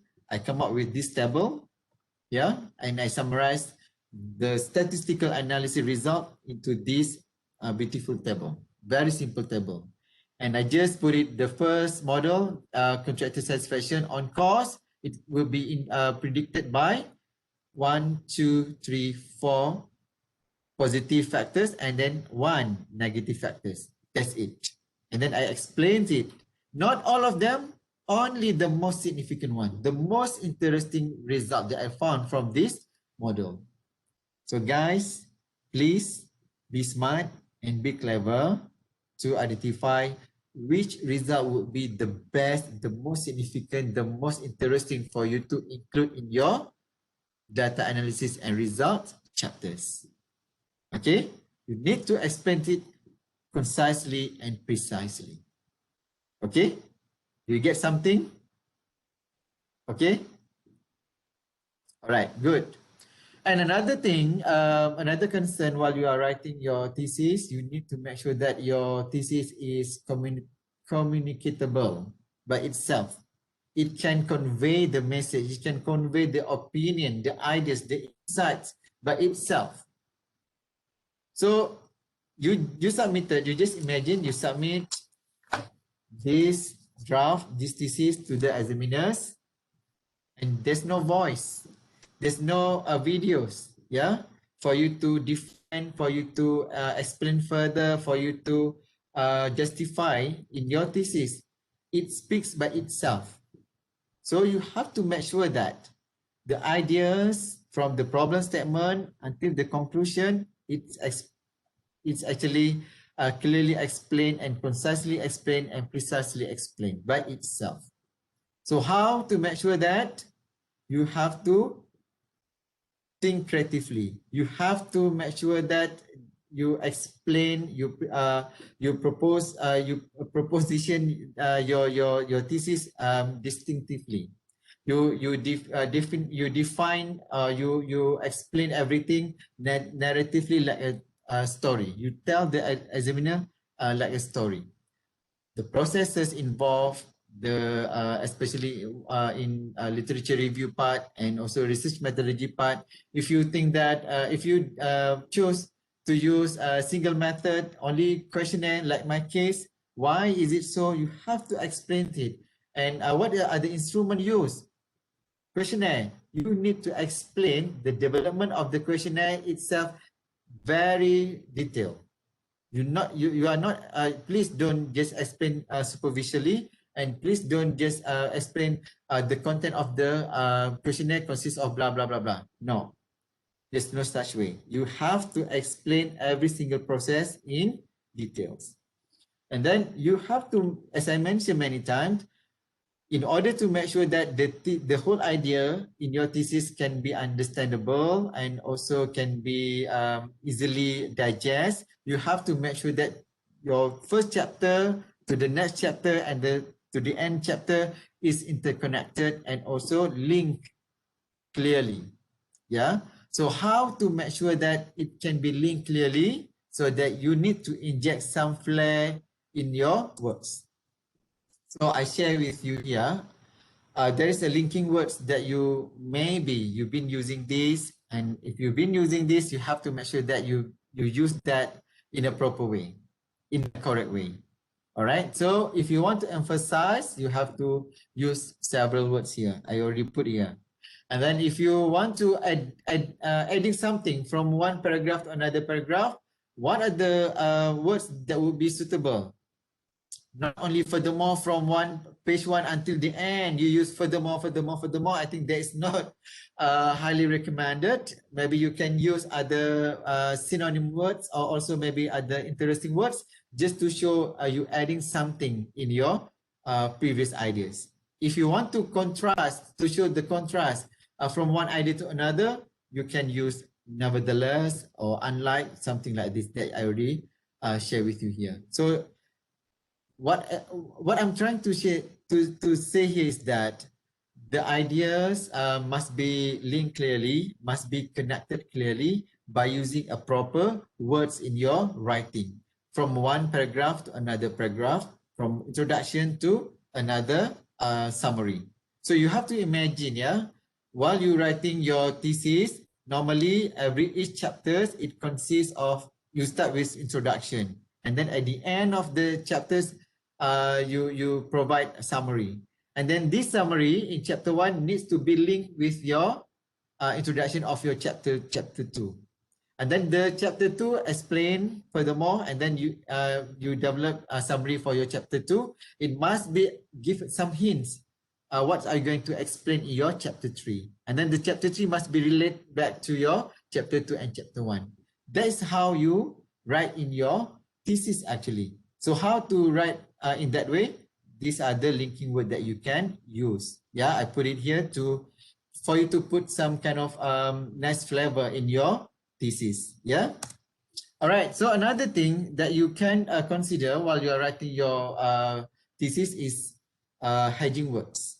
Yeah, some might say that, oh, my supervisor not allow me to use these hedging words just because of it's probably show you that you are not confident with your sentence, with your ideas, with your findings and things like that. But it depends, yeah, it depends on the situation. So that's why I said you can consider these hedging words just to address your results or your findings in a proper way.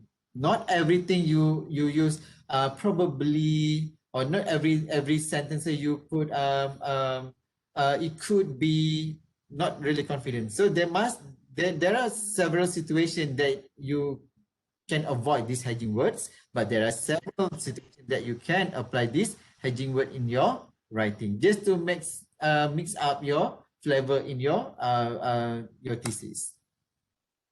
All right, another C, I think this is second last C, creative and innovative. I do really like this C because I'm expecting when I receive a thesis from students for me to assess, from the office for me to assess, I'm expecting that the student would be able to write the thesis creatively and innovatively. Considering that now everything now in our fingertips, everything can be done easily. Yeah. So, but how actually the ideas or the content of the thesis can be done creatively and innovatively? So, as I said, the content, the paragraph, it needs to be nicely written, and also it needs to be nicely connected and appropriately connected. And then how do you link one section to another section, one paragraph to another paragraph also need to be considered.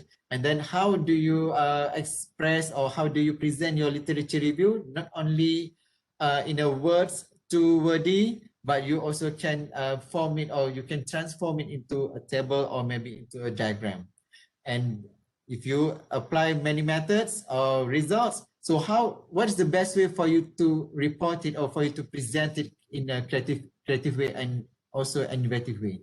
So I'm going to share with you several ideas what you can do in order for you to show, to express the theories that you've been referred in your study, especially in your literature review, rather than just put it everything in words. Yeah.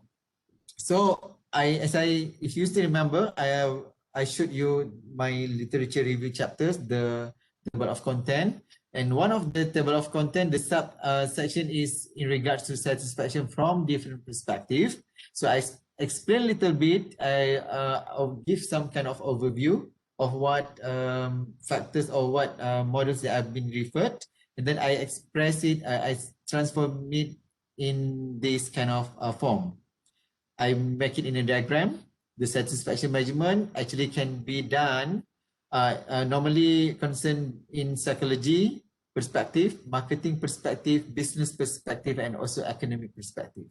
So back to your research area, back to your research topic. If you are doing, for instance, about sustainable implementation or sustainable development, you need to make sure that this sustainable development has been concerned in which perspective, which discipline, maybe in engineering, maybe in science social, maybe in psychology. There are so many other perspectives. Then you can just simply categorize them, and then you have to discuss it concisely and precisely. And another way for you to express or explain or present the ideas of variables that you gathered from your 200 literatures, you can transform it into this very simple table. So this is what I developed for my variables. Actually, for information, I have 95 variables. Yeah, that's many. Based on 200 something literature, I come up with 95 variables just to be used for measuring contractor satisfaction across these studies. So I just use tick and to show which studies has been concerned on these particular factors and so on and so forth. And if you have that kind of situation, you can apply this kind of approach as well. Okay. And when I talk about research methodology, as I mentioned earlier, definitely for PhD students, you have to explain, you have to describe your philosophy in your study. What philosophy that you use? What research paradigm that you use? Yeah. Any approaches, whether deductive or inductive. What methodologies that you apply in your study, qualitative or quantitative? And in terms of method, survey, a case study, or mixed method, or maybe what other technique do you apply? Maybe questionnaire, interviews, a protocol or something. So you have to explain it in detail, but before you explain it in detail, you can transform it, or maybe you can depict whatever information in this very simple, very nice diagram. Okay, so as an examiner, by looking at this research approach, definitely they will understand. Yeah, so now you have to revisit your research methodology chapters. If you didn't do something like this, you are highly recommended to develop this kind of diagram. And also another thing that very important under research methodology chapters, what you can summarize the process of your data collections or research process. You can also develop or draw a diagram like this based on phase. In my case, I have several phases involved. The first one is information gathering, in which I use literature reviews and also preliminary expert interviews. And then it's actually to answer my first research objectives. And then followed by second phase, where I develop my questionnaires. I explain how I develop the questionnaires and what sort of process involved, pilot test and those kind of things. I explain under this here. And then those actually to answer my objective number 2. And then the third one, the third phase is model finalization or model development. It's actually to answer my or to achieve my objective number 3. I think by giving this kind of ideas or hint to the examiners before you explain it in detail, it will make your examiners easily understand the whole research process involved in your study. You just imagine how simple it is. So you maybe can consider that. All right, so another thing that maybe would be useful for you is to explain your questionnaire development or instrument development. If you are using observations, I think it is also important for you to explain the process of the observation itself. Definitely you have a tools, definitely you have an instrument. So you have to explain it each process or every single process in this kind of diagram. So maybe it can reflect to your study. Yeah, I just give you a kind of example.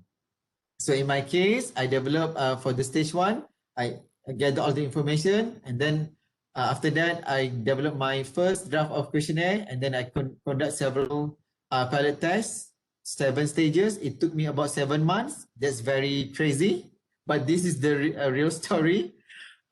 It took me about 7 months for me to develop a final questionnaire version before I conduct the actual data collection.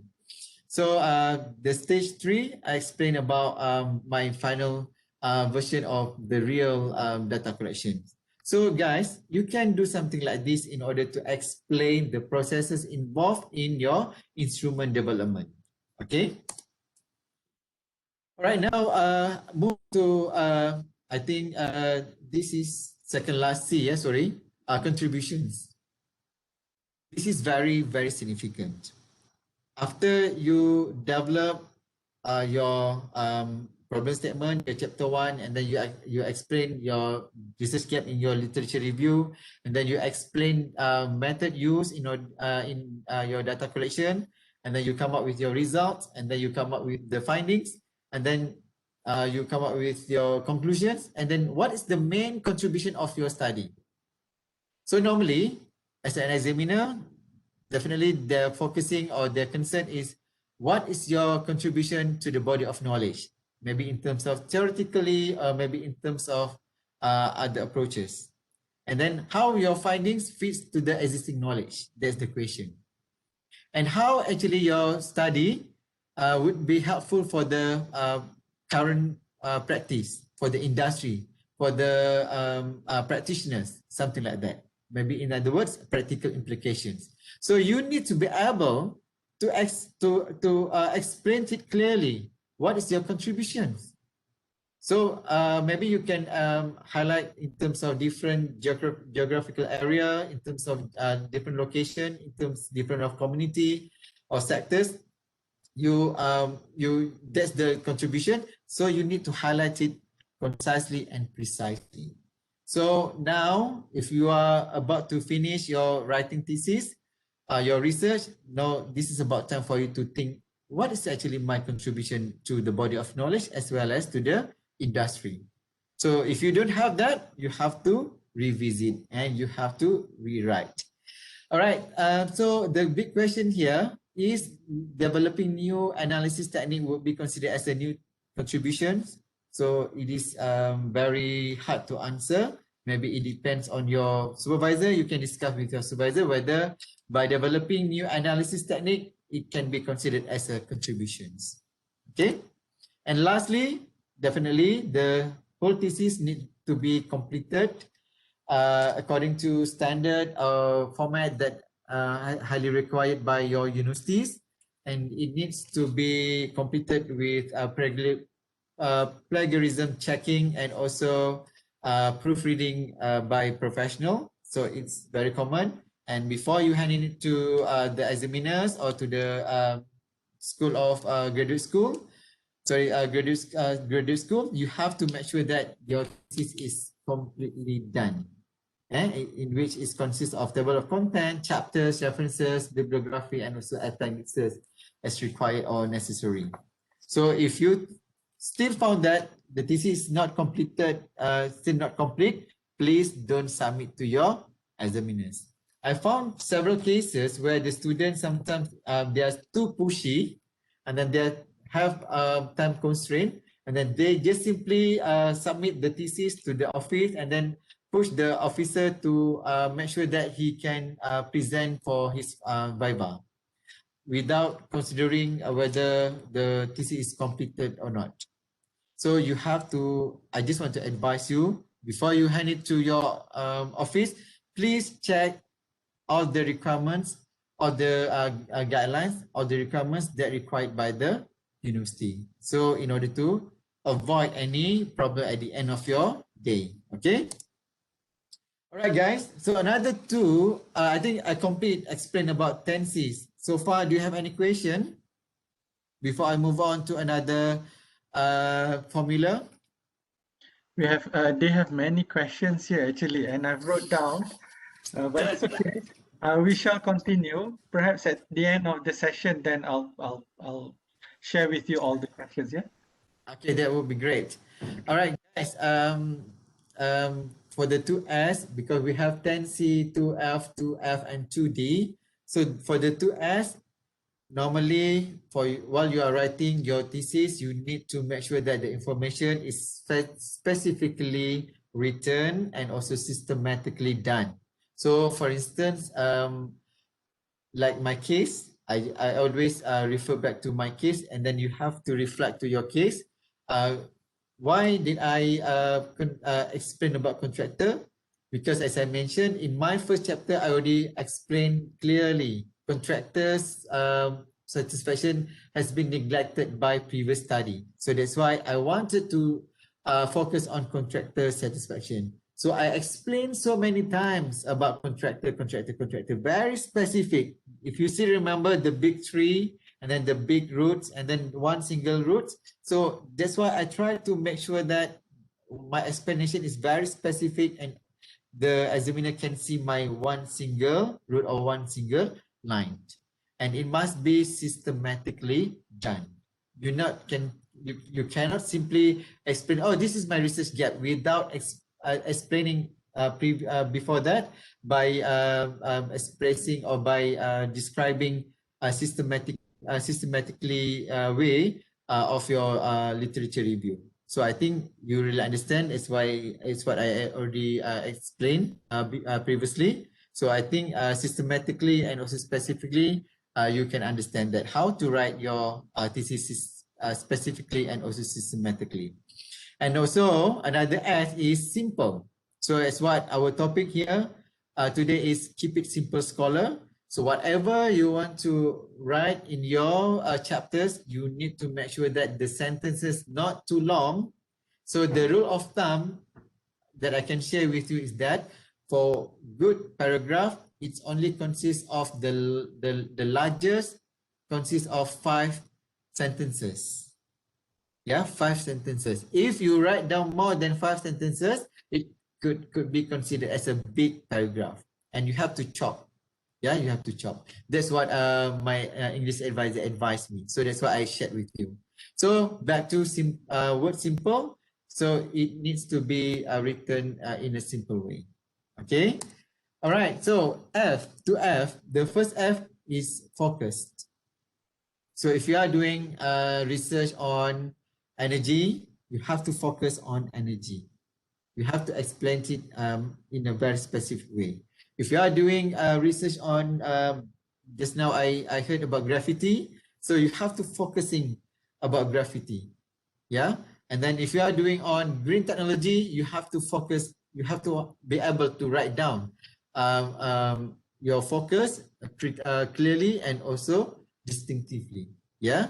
And then another F is flow of your thesis. As I mentioned, that is very important for you to consider, and it is very important for you to be able to explain nicely from one chapter to another chapter, because it just to make sure that the flow of your idea can be understandable, can be digested from first chapter to your final chapter. So this is represent for 2F.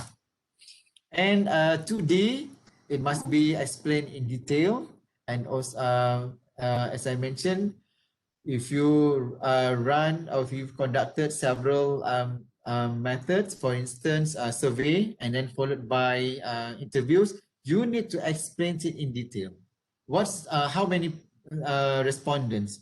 What sort of question that you use from first round and second round and third round?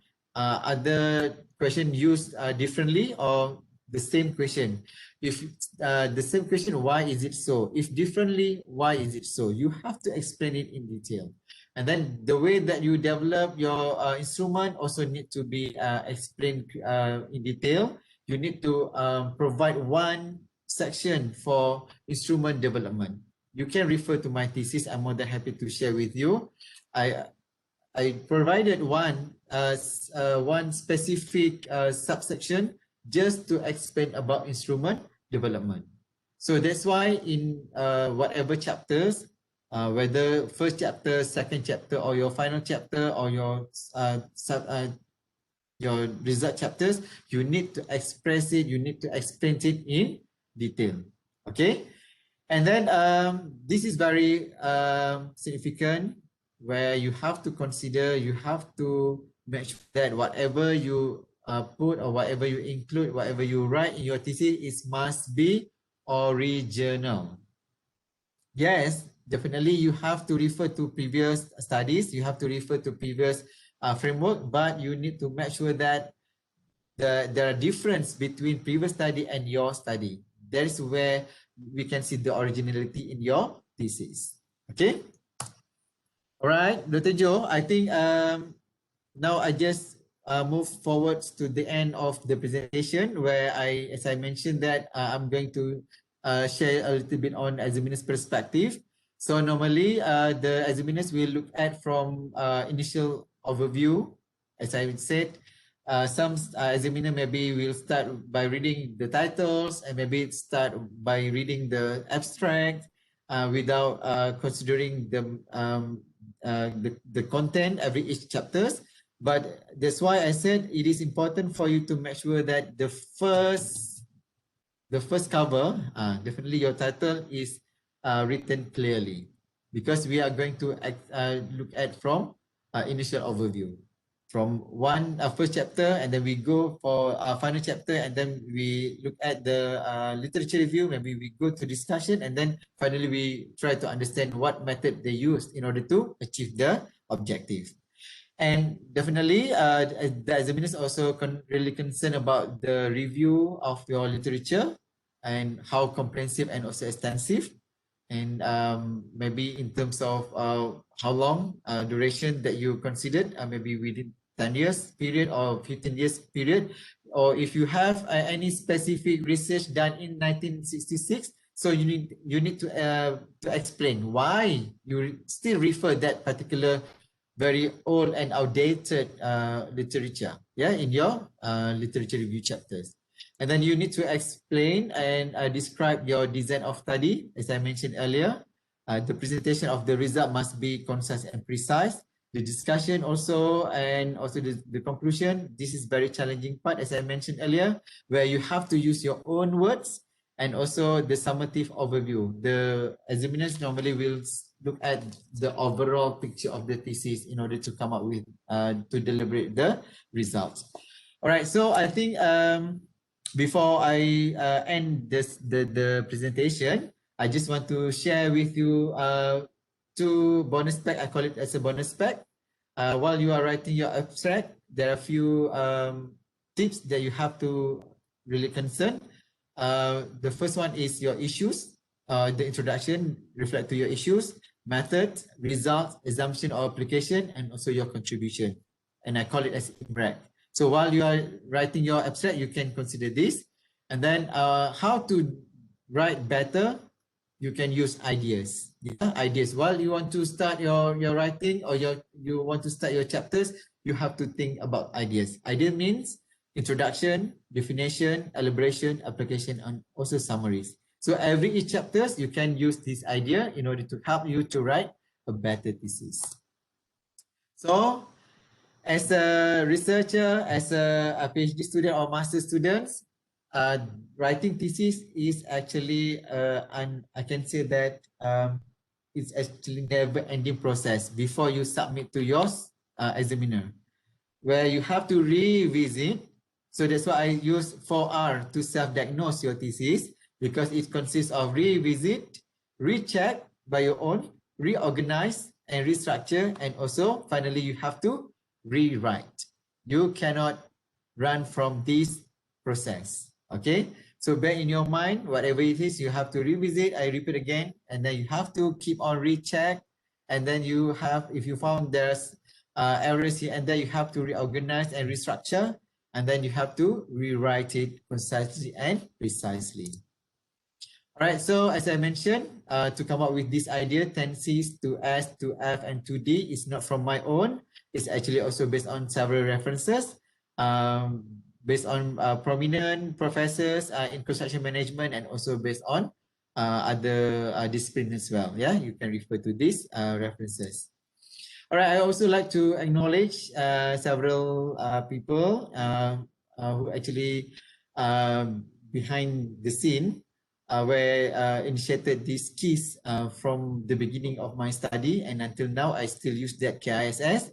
I would like to acknowledge Karen Gonano. She's my English advisor. I still contact keep in touch with her, and my professor Martin Skidmore. We've been working together for several publications. Professor Hadley Smythe. Actually, I about to work with him for my postdoctoral, but unfortunately, there's no place for me. And Professor Bambang from RMIT Graduate School under University of Melbourne, FPTP team under my faculty, and also Center of for Dr. Joe. Just to inform you, the focus group that you mentioned just now has been upgraded to center. We call it as a Center of Sustainable Infrastructure and Environmental Management. Yeah, and I'd like to acknowledge to FRSB as well. All right, guys, so I think that's all for my presentation. And last but not least, my advice is that doing PhD is like a climb. So you have to keep strong, and definitely you can make it. Write early and update regularly. Yeah, thank you very much and all the best. All right. Thank you very much, Dr. Asrul. A very No worries. lengthy talk. Well, I've got many questions already being posed over this chat area. Perhaps before we open for maybe one or two verbal questions from the floor, perhaps I'll just write couple of. I just read a couple of questions. Maybe you can, concisely and precisely answer it. Not Yeah, too lengthy surely. because it's a long list of questions. Okay. Oh my goodness. One from Azima. Azima asks you a question. What should I do if my writing not up to qualitative standard? Oh, okay. Any specific standard should I follow? What should I do if my writing not up to qualitative standard? This is from Azima. Okay, Azima. All right, Azima, thank you very much for the question. I think in order to answer that question, I'm not the best person because I can put myself as a quantitative researcher because my PhD research is purely quantitatively done, and I develop model based on statistic approaches. But back to your question, how you can make sure that your writing is up to qualitative standard.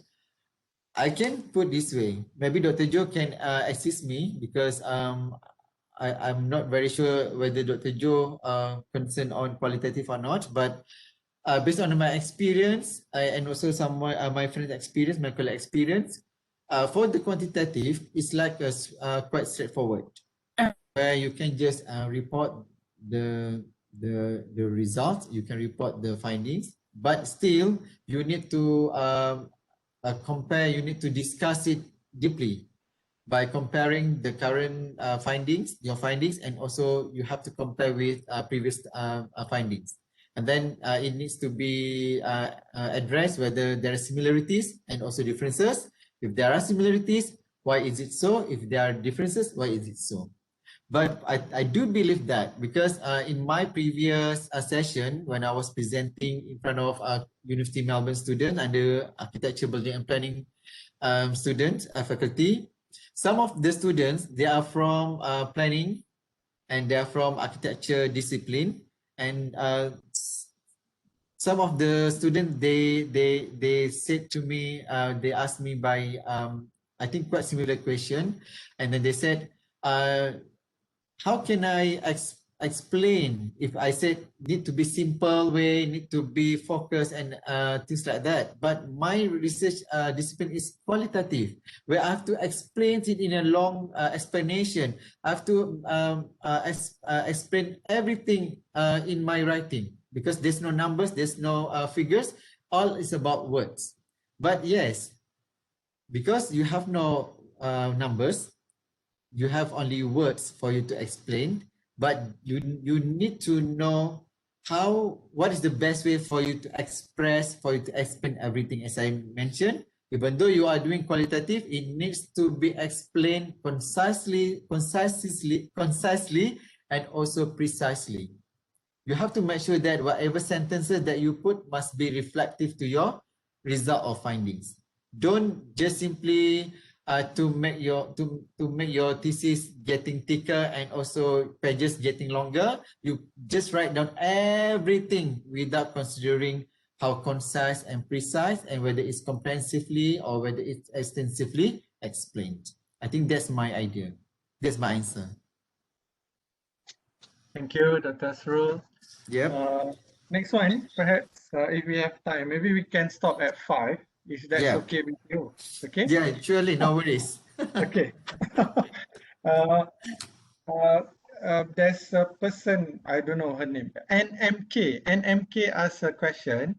In chapter 2, literature review, do we have to write it in the SLR, systematic literature review style?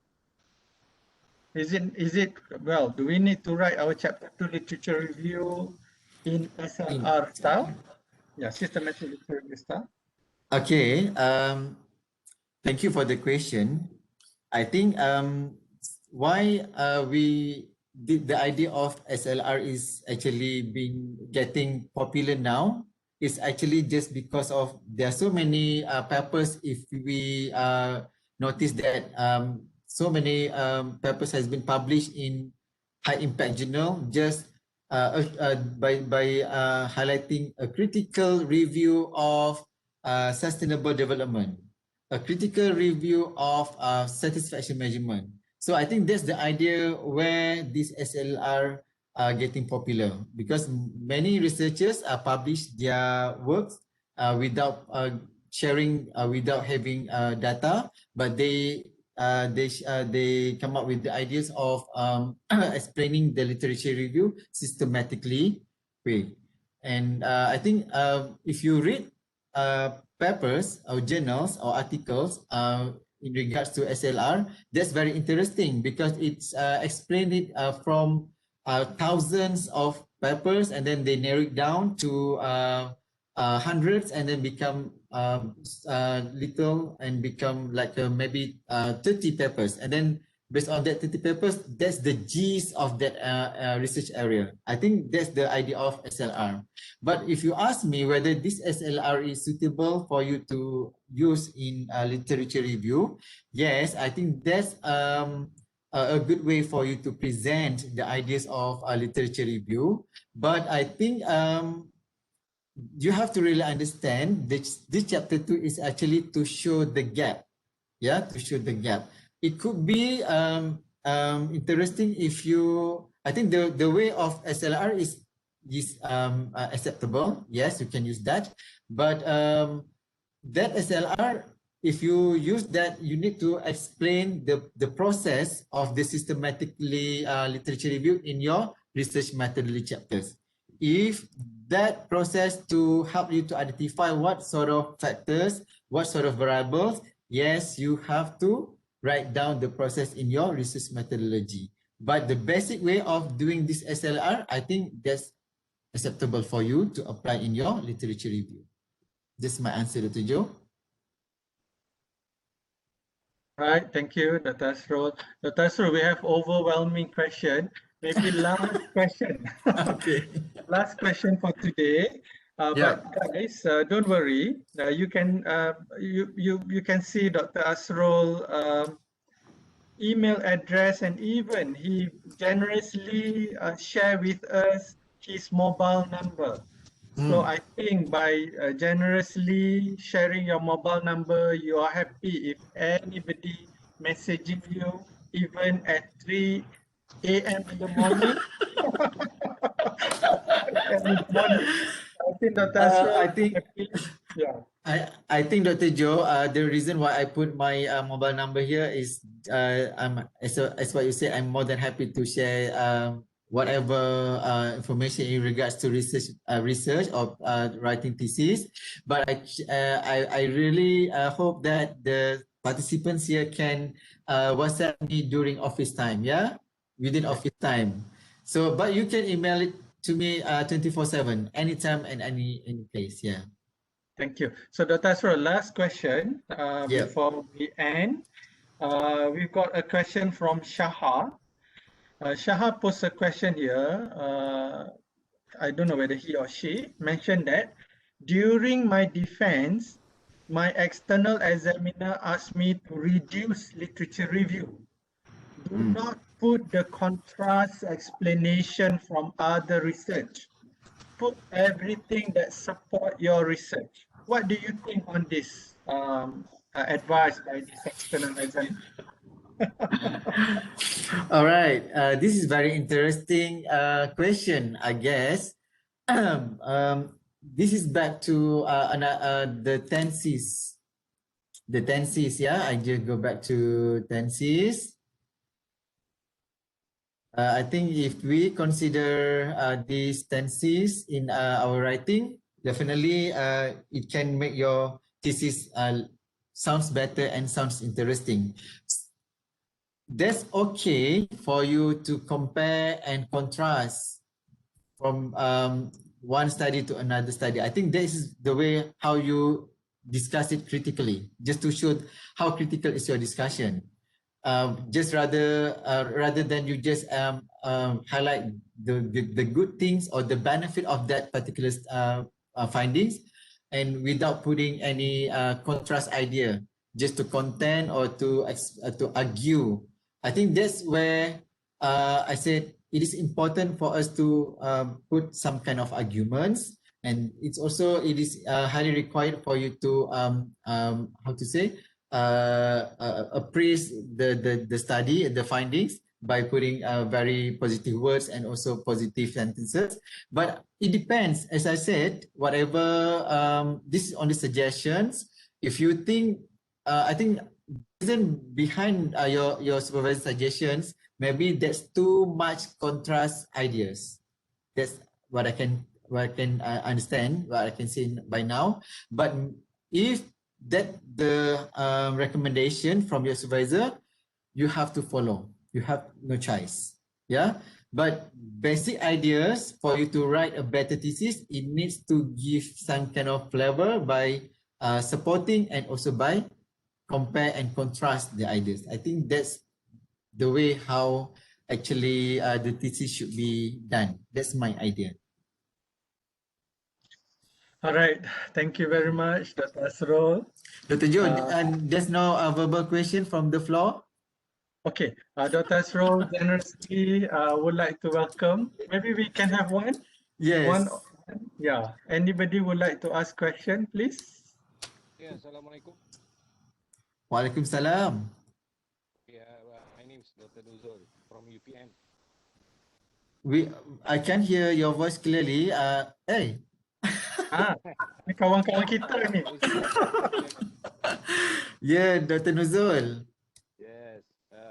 First of all, I would like to congrats a very well done explanation related to this literature review explanation. Dr. Nuzul, can you speak louder because I can hear your voice clearly. Oh, sorry. Yeah, you can just. Only that I can see that from the comments, most of the students or even researcher or academician, the most important question is, can we get your slide for reference? I want to share with my postgrad students for them to refer, understand better on how to write a very good. That's my great pleasure, Dr. Nuzul, to see you in this session. After been a while, we haven't met each other, and definitely because of you, I will share this slide with you and also the rest of the participants. Don't worry. Well done, Dr. Asrul. And Dr. Joe, well done. Thank you. Thank you. For everyone information, Dr. Asrul and Dr. Nuzul is classmate during their diploma time, am I right? Diploma and diploma. Yeah, diploma time. So we are all friends actually from the same faculties and universities. Thank you, Dr. Nuzul. So I guess that's about it, Dr. Asrul. Thank you very much. Definitely, I agreed with Dr. Nuzul just now. Everybody is asking, can we get a copy of your slide? Can we get a copy of this recorded version? What we're going to do, guys, we're going to post Dr. Asrul's slides and this recorded talk in our official FRSB, in our official faculty Facebook. I already put the link in our chat area. So we will share over there. Inshallah, we will do as soon as possible, and hopefully everybody can go to our official Facebook and get the slides and also the recorded version of this talk. That's number one. Number two, we are in fact actually organizing more and more talk after this, and please visit our Facebook link. Our official Facebook site, where we will invite as many speakers, well experienced speakers like Dr. Asrul to give another talk. But the coming one, which is on March, is by Dr. Zach will be giving a talk on how to graduate on time. Wow, Yeah. interesting. We will disseminate the info to everyone. So with that, I guess, again, we're really grateful to Dr. Asrul. Thank you very much, Dr. Asrul, for your time, Pleasure. for knowledge sharing. We really appreciate that. And we also would like to say thank you very much to everybody who are participating on today's talk. Definitely, we of course, we definitely benefit from Dr. Asrul talk. Dr. Joe, can I say something before we end? Yes, please, All Dr. right. Asrul. And before we end, Alhamdulillah, finally we reached to the end of the session. And as a humble scholar, I really hope that this sharing will be beneficial and useful for the all participants. Regardless, you just started your study, or maybe in the middle of your journey, or maybe almost approaching your final line. So I always pray the best for you and always wish you all the best. And if you need my assistance, just let me know. Maybe you can just email it to me. I will try my best to help you. And whatever benefits or whatever good things and that you gain from the session is actually come from Allah. Any shortcomings or any weaknesses is actually come from me. And if you have any suggestions or recommendation for me to improve further, you are most welcome. And maybe you can share with Dr. Joe, and then maybe Dr. Joe can convey the message to me. And I'd like to share that our faculty also would like to invite everyone who actually joined us in this session. We are going to organize another for postgraduate talk this coming Wednesday. Is in regards to introductions to literature review. It will be delivered by Associate Professor Dr. Alina Samsudin. She's very expert in technology management. So you are most welcome if you have time to join us. So the link and also the information will be shared with Dr. Joe later on. All right. Assalamualaikum warahmatullahi ta'ala wabarakatuh. Thank you. Waalaikumsalam warahmatullah. Thank you very much, Dr. Asrul. Thank you, everyone. I hope today's session is good for everyone. I'll end this session with Tasbih Kifarah and Surah Al-As.